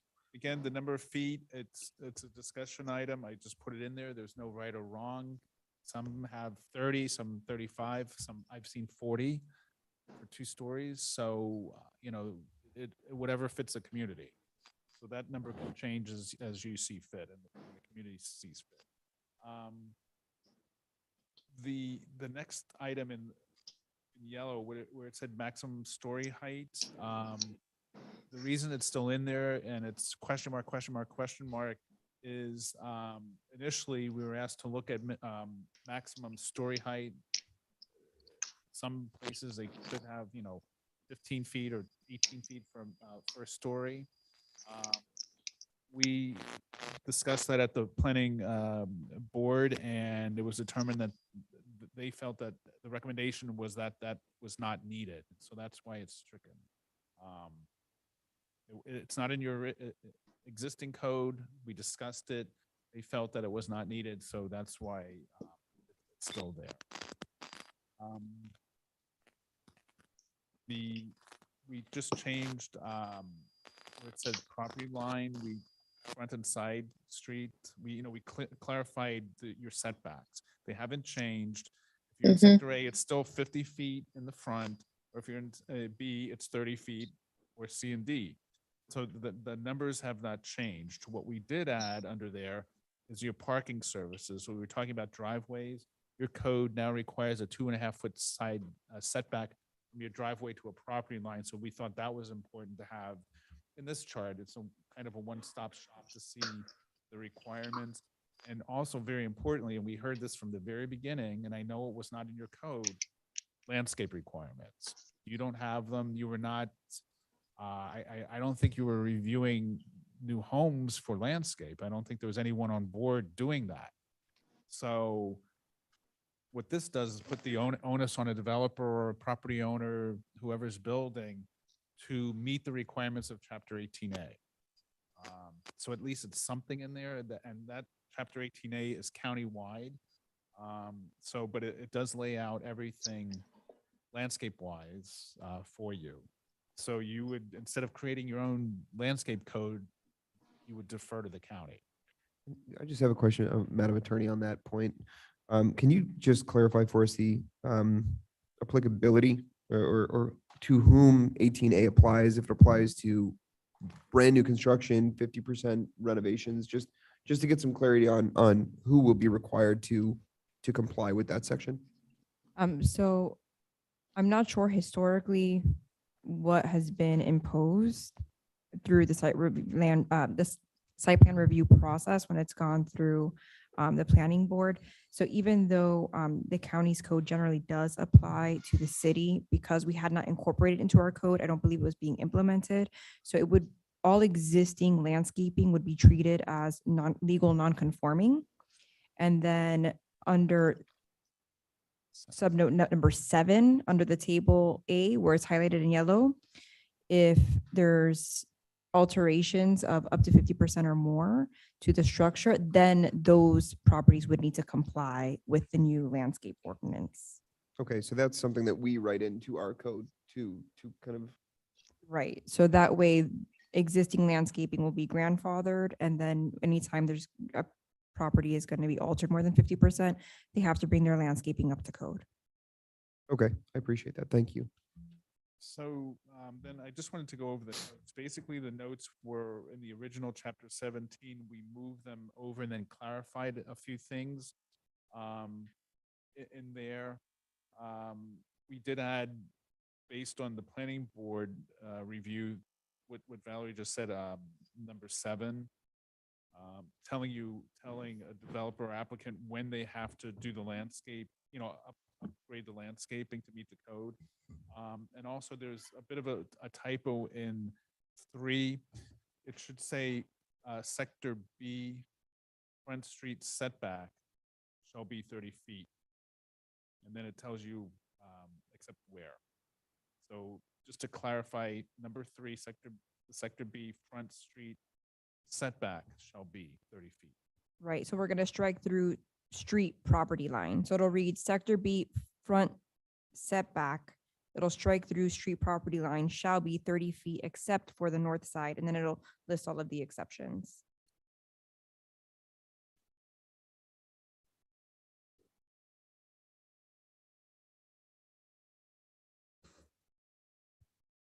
It will not be a strike through if it's not in our code currently. So I'll just remove. We'll work on that, but we want to get it right. So yes. Perfect. Okay, thanks. And the last portions of that section are subsections 4 through 7. I have a couple of things about table A, if you don't mind. So ran to the restroom and I was trying to listen. So is Already agreed upon. okay. So we voted on it. It's fine. It's fine. Missed out. Yay. So landscaping, it can be applied to Okay, so the question was, who does the new landscape requirements apply to? Because we're only now putting it in the village's code. Yep. Existing landscaping, even if it doesn't comply, is going to be treated as non-conforming. And then only after 50% or more of a structure is improved, then they'll have to comply with the new landscaping code in accordance with note number 7 under table A. got it. And new construction obviously has to. Correct. Okay. Also regarding table A,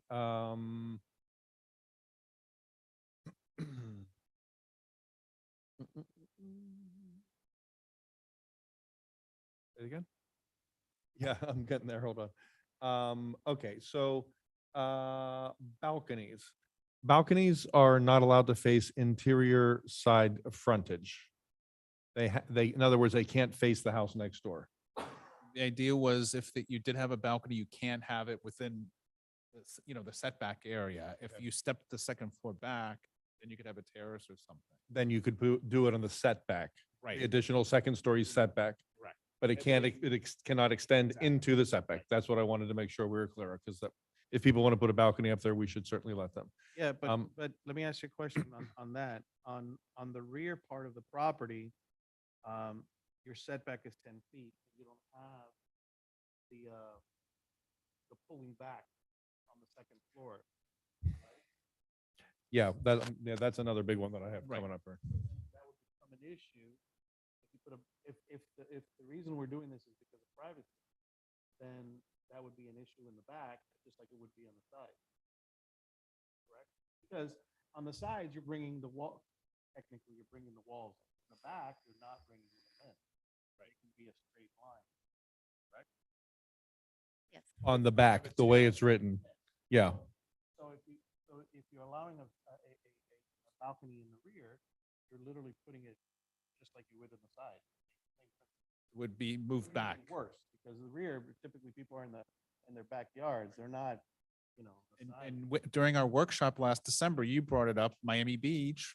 You said you did live there and the small setbacks. I remember you discussing it. So So that's just something for us to think about. You look confused.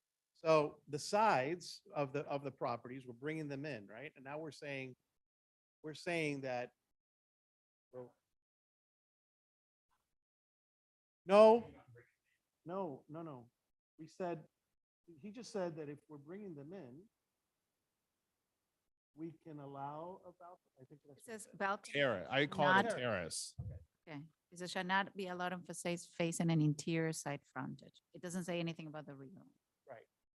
My concern is the rear doesn't have, it's literally 10 feet away from the same thing as on the sides, right? Right. But except the rear could be a straight line. So you can put a balcony right in the rear and you're doing the same thing as you would be doing on the sides. Well, it can't go into the set, it couldn't overhang the setback, It could be in the setback, but it still could. but it could be on the backside. And then to make that even worse, Art, the way it reads now, and this is something I was going to bring up later, I'll bring it up now, is that we allow 100, this would allow 100% frontage onto the rear property line. Yeah, so I it. lost there, sorry. Go again.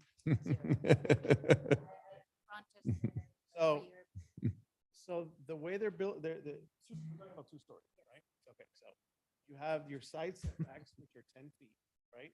To a minimum, I think it's 20% that you're allowed a full front going back 20%, correct? Okay. After that, Yes. the walls on the second floor start coming in. Additional setback. Yeah, the additional setback. Right. Correct? Yep. We're not allowed, well, we are allowing a terrace. We did, from what we heard. I was under the impression. Okay, so the, Am I wrong here, Gage? I thought we weren't allowing, or the idea was not to allow it. So you're saying No, we I'm don't saying in want the to back. say, yeah, I So know. in the back, But let's clarify first on the side. So so right now, Can we my or not? understanding is that we can't, we're not. On the side. within the setback, and that's one of the notes, right? I think the way that it's written right now, I think no, I don't want to jump around too much, but I think the way that it's written right now, it says they can't be built at all in any way that would invade privacy, so to speak, which pretty much precludes it entirely. But it doesn't say anything about the back. Back, you don't have the additional correct. setback. You just Have have a straight straight line. wall. You can have that. So that's just something for us to think about. Right, so Now the balcony ends at the line. at the Oh, it'll center line. still be at the 10 Yeah, foot. So It can't go past the 10 foot. Right. Whatever you build, it has to be. If it's there, then you can see into, The difference is on the sides. The balcony would end here. Correct. on the side. But right now, I still don't think we were allowing any balcony. You know, Art, I'm going to correct myself. You're absolutely right. And I just read this and I'm remembering back. We weren't going to, and that's how it's written, no balconies on the sides, on interior sides, on exterior sides, on a corner lot, yes. But on interior sides, no. And you're right. That's what it says here. Balconies are not allowed on facades, meaning on the side of the house, facing an interior side frontage. Where does it say that in which? part? Subsection 5. Under table A, the notes at the end that are numbered is number 5. Yeah, you pointed it out. You're absolutely right, Art. Balconies shall not Section allow 5. Space facing an interior side frontage. Yeah. Facing an interior side frontage. This, and the question is going to be for us is that, the bigger question is, are we going to allow balconies? Are we not going to allow balconies? Yeah, that's what I was Then thinking. The other part is if we're not going to allow them on the side, then we shouldn't allow them In the back. Allow them in the back because then, you're defeating the same purpose. It's a privacy issue. The reason that we're not technically,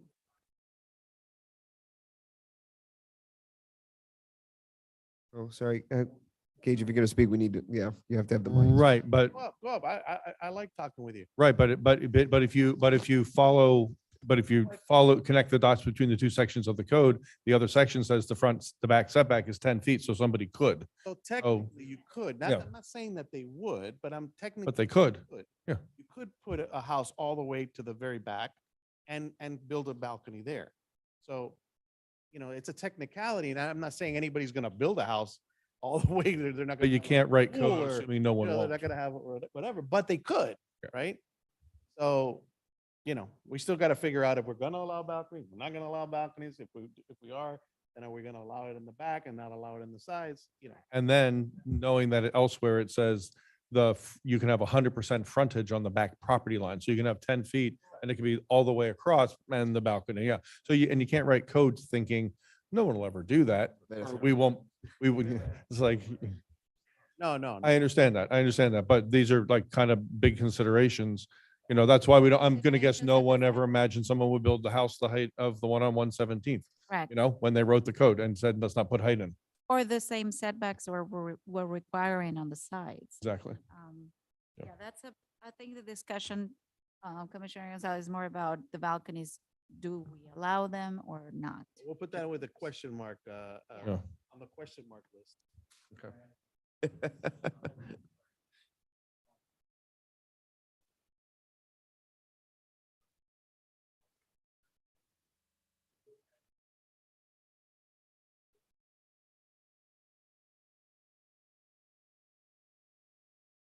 Oh, that's 4 and 5. a whole nother monster there. Yeah, that's.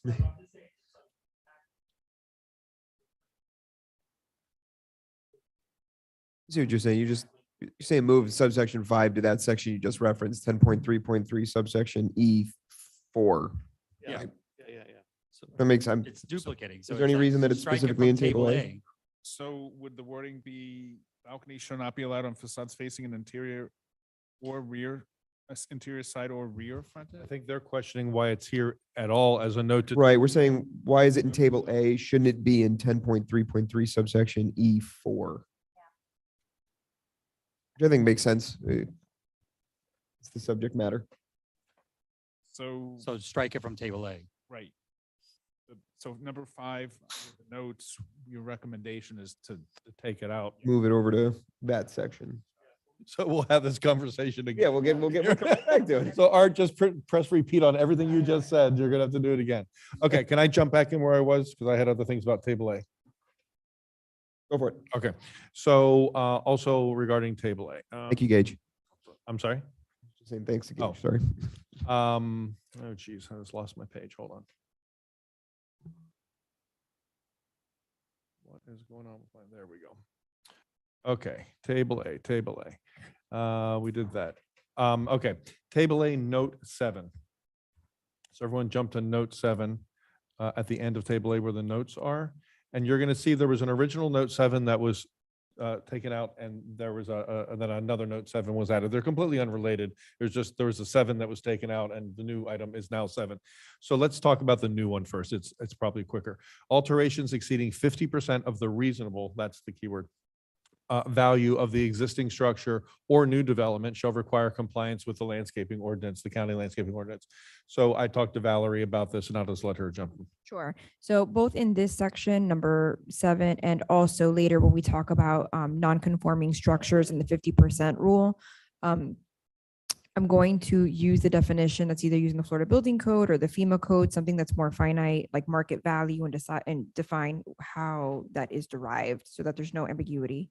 So that'll be A addressed. little loosey-goosey for me, so you're gonna find out what's best and stick it in there? Yes, In several places, 2 places. That comes up more than once. Yeah. correct. Okay, thank you very much. So reasonable will be changed to something else. You're saying? Right. Like it's going to be market value, and then there's existing definitions that we can utilize so that it's consistent. Okay, then the original number 7. So this is a bigger conversation. The original number 7 is a bigger conversation. This was something that we discussed and was put in, and then I guess planning discussed it again, and they asked for it to be stricken through. So let's discuss that. It's the idea of people combining lots. So this is again, very large homes, very large lots. So if you can imagine someone would buy 2 lots and combine them, tear the houses down. We have some of these opportunities around the village right now, and build a much larger house or even 3 lots, then they would have to conform with all the requirements, the lot coverage and everything that they would have to do, the same as any other house. But we do lose some of the, let's call it vertical green space that normally would be between lots, because they only have a setback on either side of these combined lots. So now, do we think someone's going to do this? I don't know. We'll say maybe not, and then tomorrow someone will buy 2 lots over on Griffin and do this very thing. But it does provide for the opportunity for someone to build a very large house, which would meet our code. Fine, we can't, argue that 50% rule and all that. 2 stories, whatever the height maximum is. But because they only have side setbacks of 10 feet on either side of these 2 combined lots, what would have been the 2 side setbacks in the center of those 2 lots, which would be a total of 20 feet, is now gone, and the house can go across there. It allows for a very massive house to be built from setback to setback, with a big empty backyard for a pool and whatever else they want to put back there. It just creates the opportunity for a huge, massive building facing the street. So I'm not necessarily saying we shouldn't allow it. I just want to bring it to everyone's attention that it was there. And I think it's something worth discussing, because when you start to visualize what that could be, especially if it's a 2-story house, now all of a sudden it's like, boy, does that just change the character of things. And you start looking at some big lots, like imagine 2 of the big lots on Griffin, someone does that. And all of a sudden it's like, so the option, what was written in here before that they took out was when you start combining lots, and Alex, jump in here when I'm done and tell me if you got this language from other communities, is increasing the size of the amount of setback when you start combining lots. That's how they wrote it, and then planning took it out. So I'll where take did the blame for that? This is unique. I thought about this, and that's why it's drafted. It's I don't know if it's in any other community, but I thought because there was this issue with combining lots, possibly, I added that language. But the planning board determined that the recommendation was that it was not needed. So just for clarification purposes, the intention of this language that was added in would increase the size of the setback with the larger lots, right? So now, combined lots, not right, I'm sorry, combined lots, correct, combined lots, yes. So now, rather than having that, we have a situation where you could combine lots and you could build right up to the normal 10-foot setbacks. Okay, just wanted to make sure I understand the effect. Yeah, the idea was, the way he wrote it was, when you combine lots, you have to start coming in a little bit more just to avoid that massive structure thing facing our street. Because if it's pulled all the way out as far as it can be, and setback to setback, and they keep the building front to do whatever they want to do in the back, they still have to follow our code. So I'm bringing it up for discussion to see if you guys can there, and it was gone before we ever had or this is the first time you and I have had a conversation about it as well, because it was in and out before we got to discuss it. And we, would you guys mind if we get Gage's input on this? Yeah, came from, I think the suggestion to strike came from planning, right?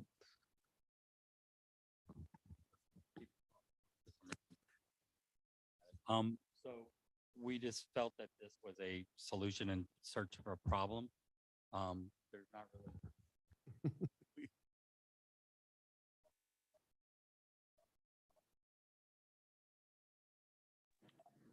Sorry, I really can't hear Gage's comment.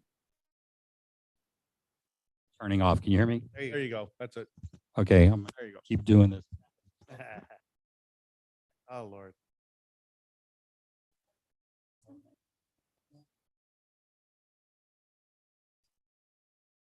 It's gotta have a battery. Okay, I'll try it, see if it goes off. We thought this was a solution in search of a problem. And we just didn't see that there's going to be a lot of demand for combining lots. We have more of a problem with separation of lots. The other thought too is it says combining lots. So if somebody buys two 60-foot lots and they have 120 feet wide, all of a sudden they're subject to 15-foot setbacks. Whereas somebody that buys two 80-foot lots and puts them together, they're subjected to the same. So it's kind of subjective because there is no two lots that are the same. No two lots that are the same in Biscayne Park.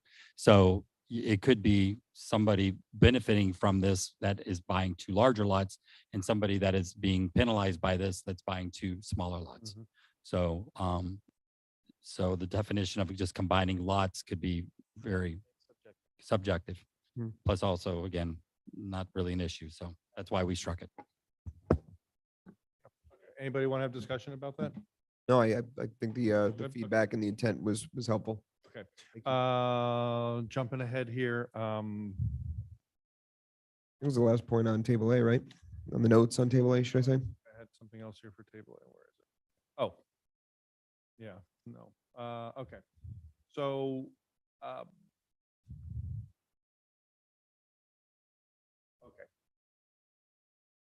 At the top of table A, within table A itself, minimum, where is it?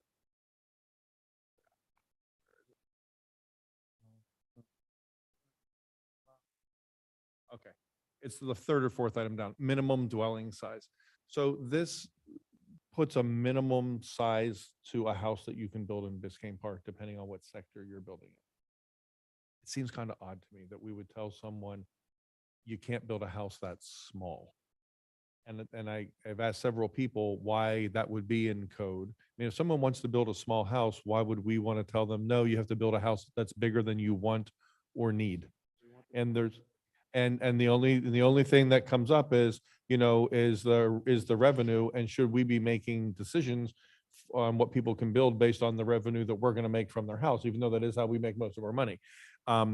So I do recognize that that's, you know, that's just the reality. But do we want to force people to build something larger than they want to, when these days people are starting to think about smaller carbon footprint? You know, the small house thing is becoming kind of a craze, people living and choosing to live in smaller spaces. So I know people, we're seeing a lot of big houses being built and people wanting to add on and all that. And that's great. That's because it's what they want to do to their house. It would also look really weird if they built like a tiny house. Why would that look weird? I don't know, but I would not want a tiny house next to me. I wonder, I wonder, Gage, do you have any input on this minimum square footage thing? They tell people how fast you can drive, how slow you can drive on I-95. That's a safety reason. Well, and for me, there would be an aesthetic reason for this. I mean, you know, really? Because, okay, listen, we're talking in hypotheticals, right? Obviously, again, nobody's going to do this. We don't know that. Square foot house, you know, on a 25,000 square foot, you know, lot, but it would really look weird, in my opinion. Aesthetically, I mean, to Gage is always looking at aesthetics and looking at, you know, the harmonious factors with homes. So if you come in with a, you know, a really small house next to, you know, big homes or larger homes, I don't know how would you look at that from a harmonious standpoint? I don't know. It would look fine. Oh, funny. Right. So then, but what, I mean, what would you say in a situation like that? You know, if somebody wants to build a 1,000 square foot house next to a 4,000 square foot house, the other house is 3,000 square feet. I mean, I don't know. What would you do? How would you address that? Well, then that's more allowable by law.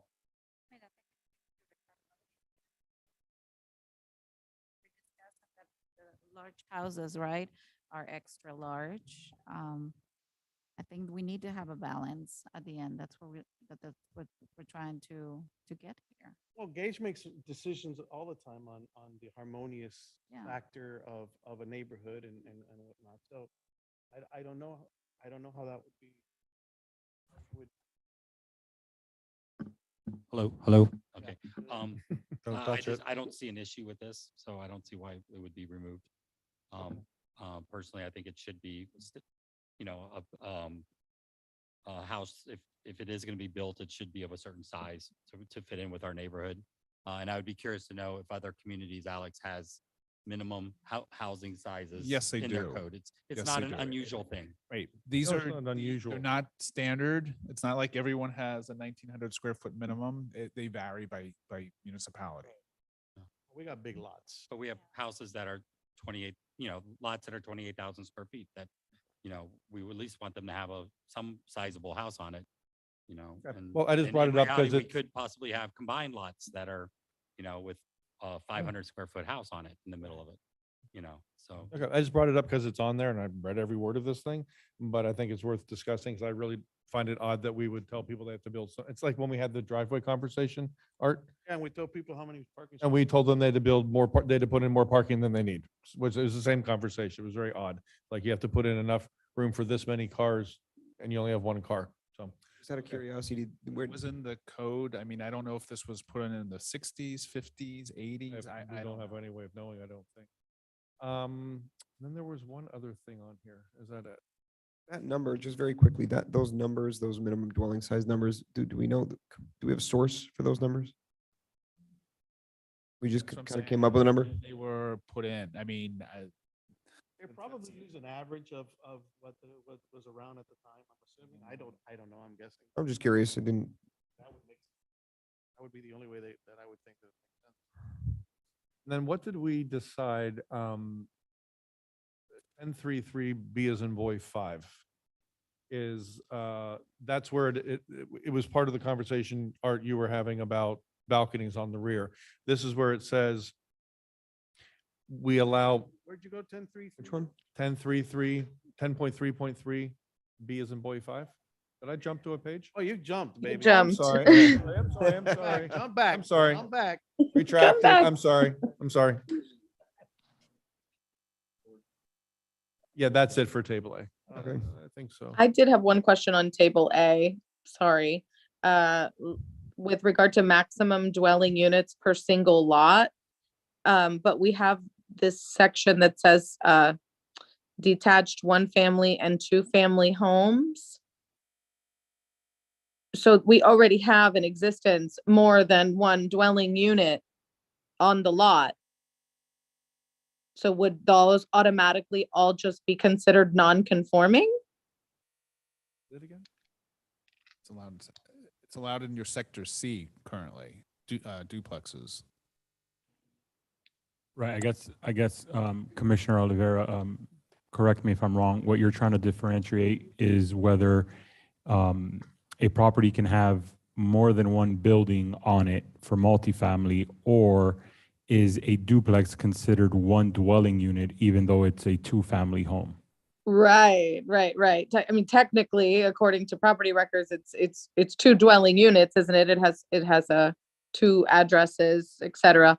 So it seems like for that one section of the village, the maximum dwelling unit is going to go. I mean, I don't know if we have any triplexes or quad, but I would think it, because those are included here.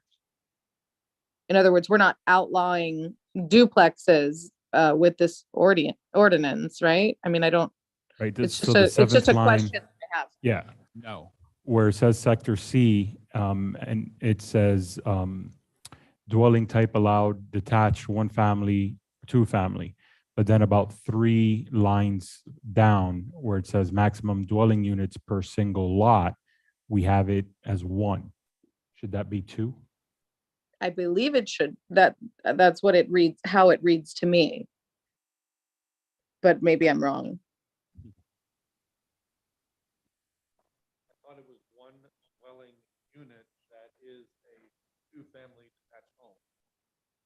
It's one unit. It's one unit with with two units in it. And if you look at our definitions, they're defined under 2.2.525 and 2.2.26. So a dwelling duplex is One two-family unit. Is One two-family unit. it's considered individual one, two-family unit, not two dwelling units? I guess, yeah, that's the confusion. It's one dwelling unit with two families in it. Yeah. Duplex. It's a duplex, yeah. It's a So duplex. it's one dwelling unit with a two-family home in it. That's how I read. But where is your confusion coming, Veronica? Were you saying? it's Because it not has identified? two addresses, right? So technically dwelling units, because it says maximum dwelling units per single lot. And we have two family structures. I don't, again, no one answered. I don't know if we have triplexes or quads, 4 units in one building. No, I think we have some of those, but those are you know, non-conforming. they are considered non-conforming. In other words, at time of rebuilding or whatever, they would need to change it back to a one family unit home. Yeah, unless they're in That's, sector C, they could be changed to a two-family home now. it's 2 family maximum, one building though. Yes.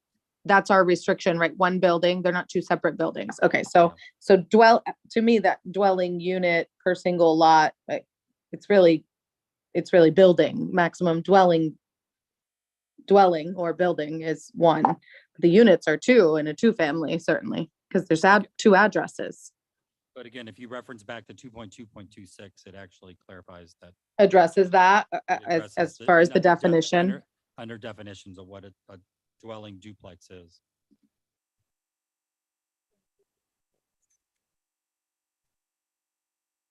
Dwelling duplex. Okay. So one dwelling duplex is allowed, not 2. Got it. For the 2-family section C, is Yes. what you're saying. Yes. Okay.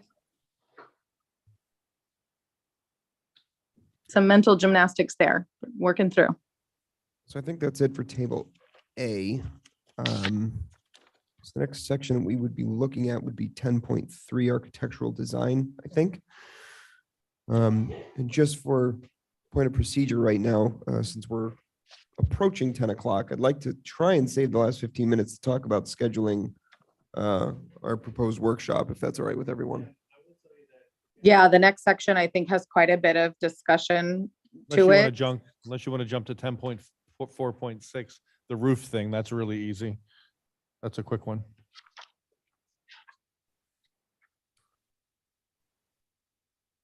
Let's just make sure we don't. Everybody makes their way to 10.4.6. Are you going to discuss it? I'm sorry, Mayor. Well, all I was going to say is I don't want us to lose track of what we're skipping over. Okay.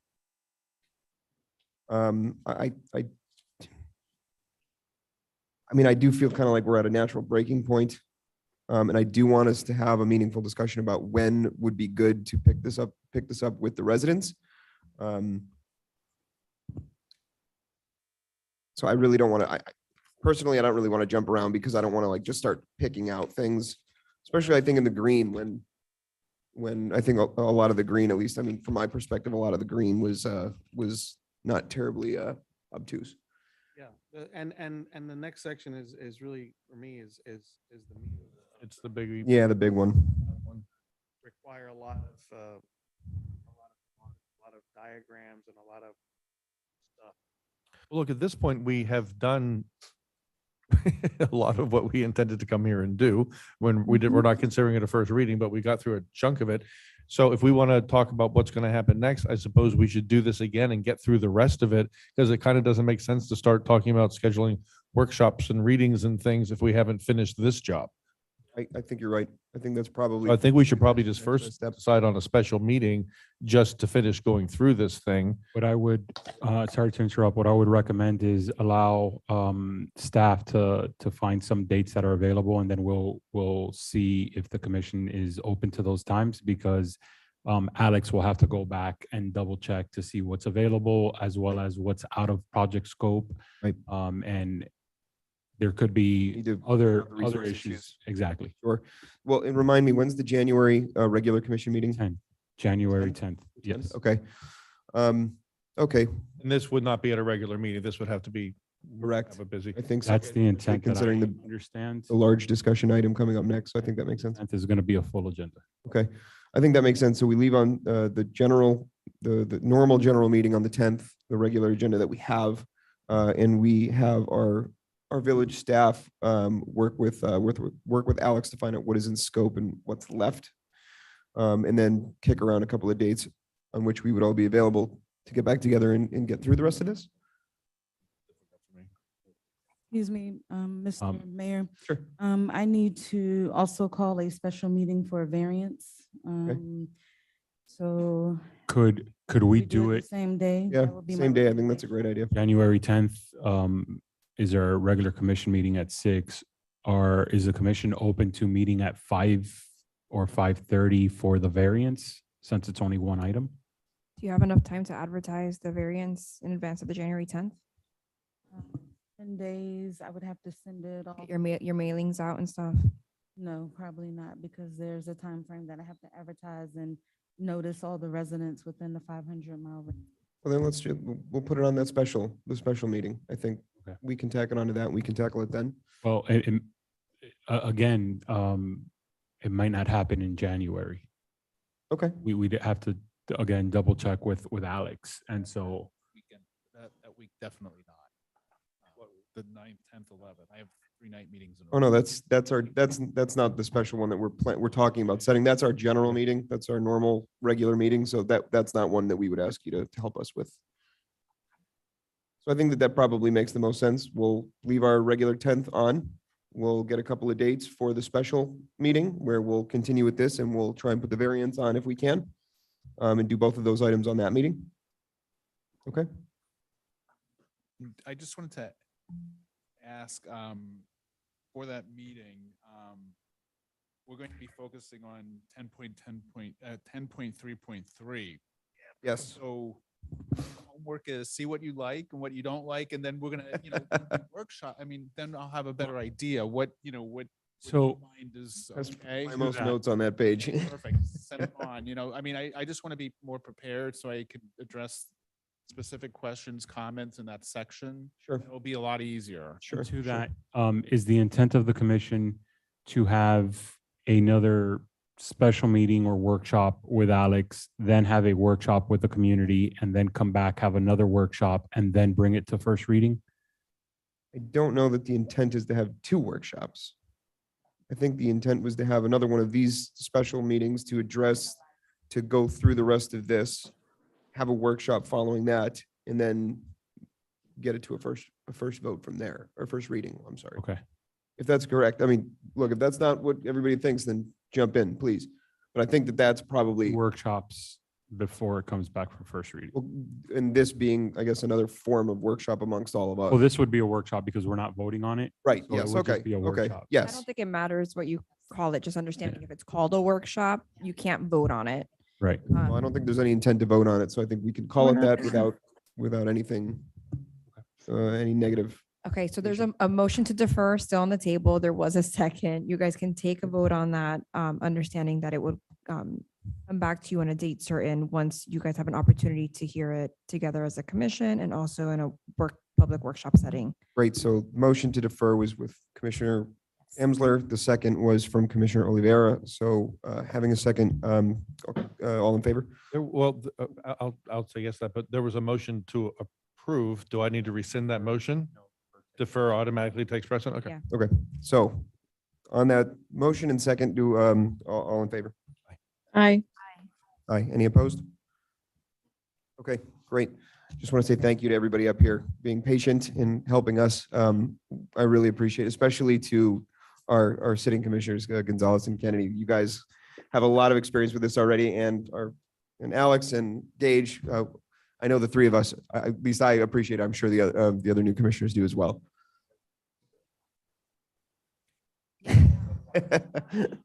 No, I think they're, no.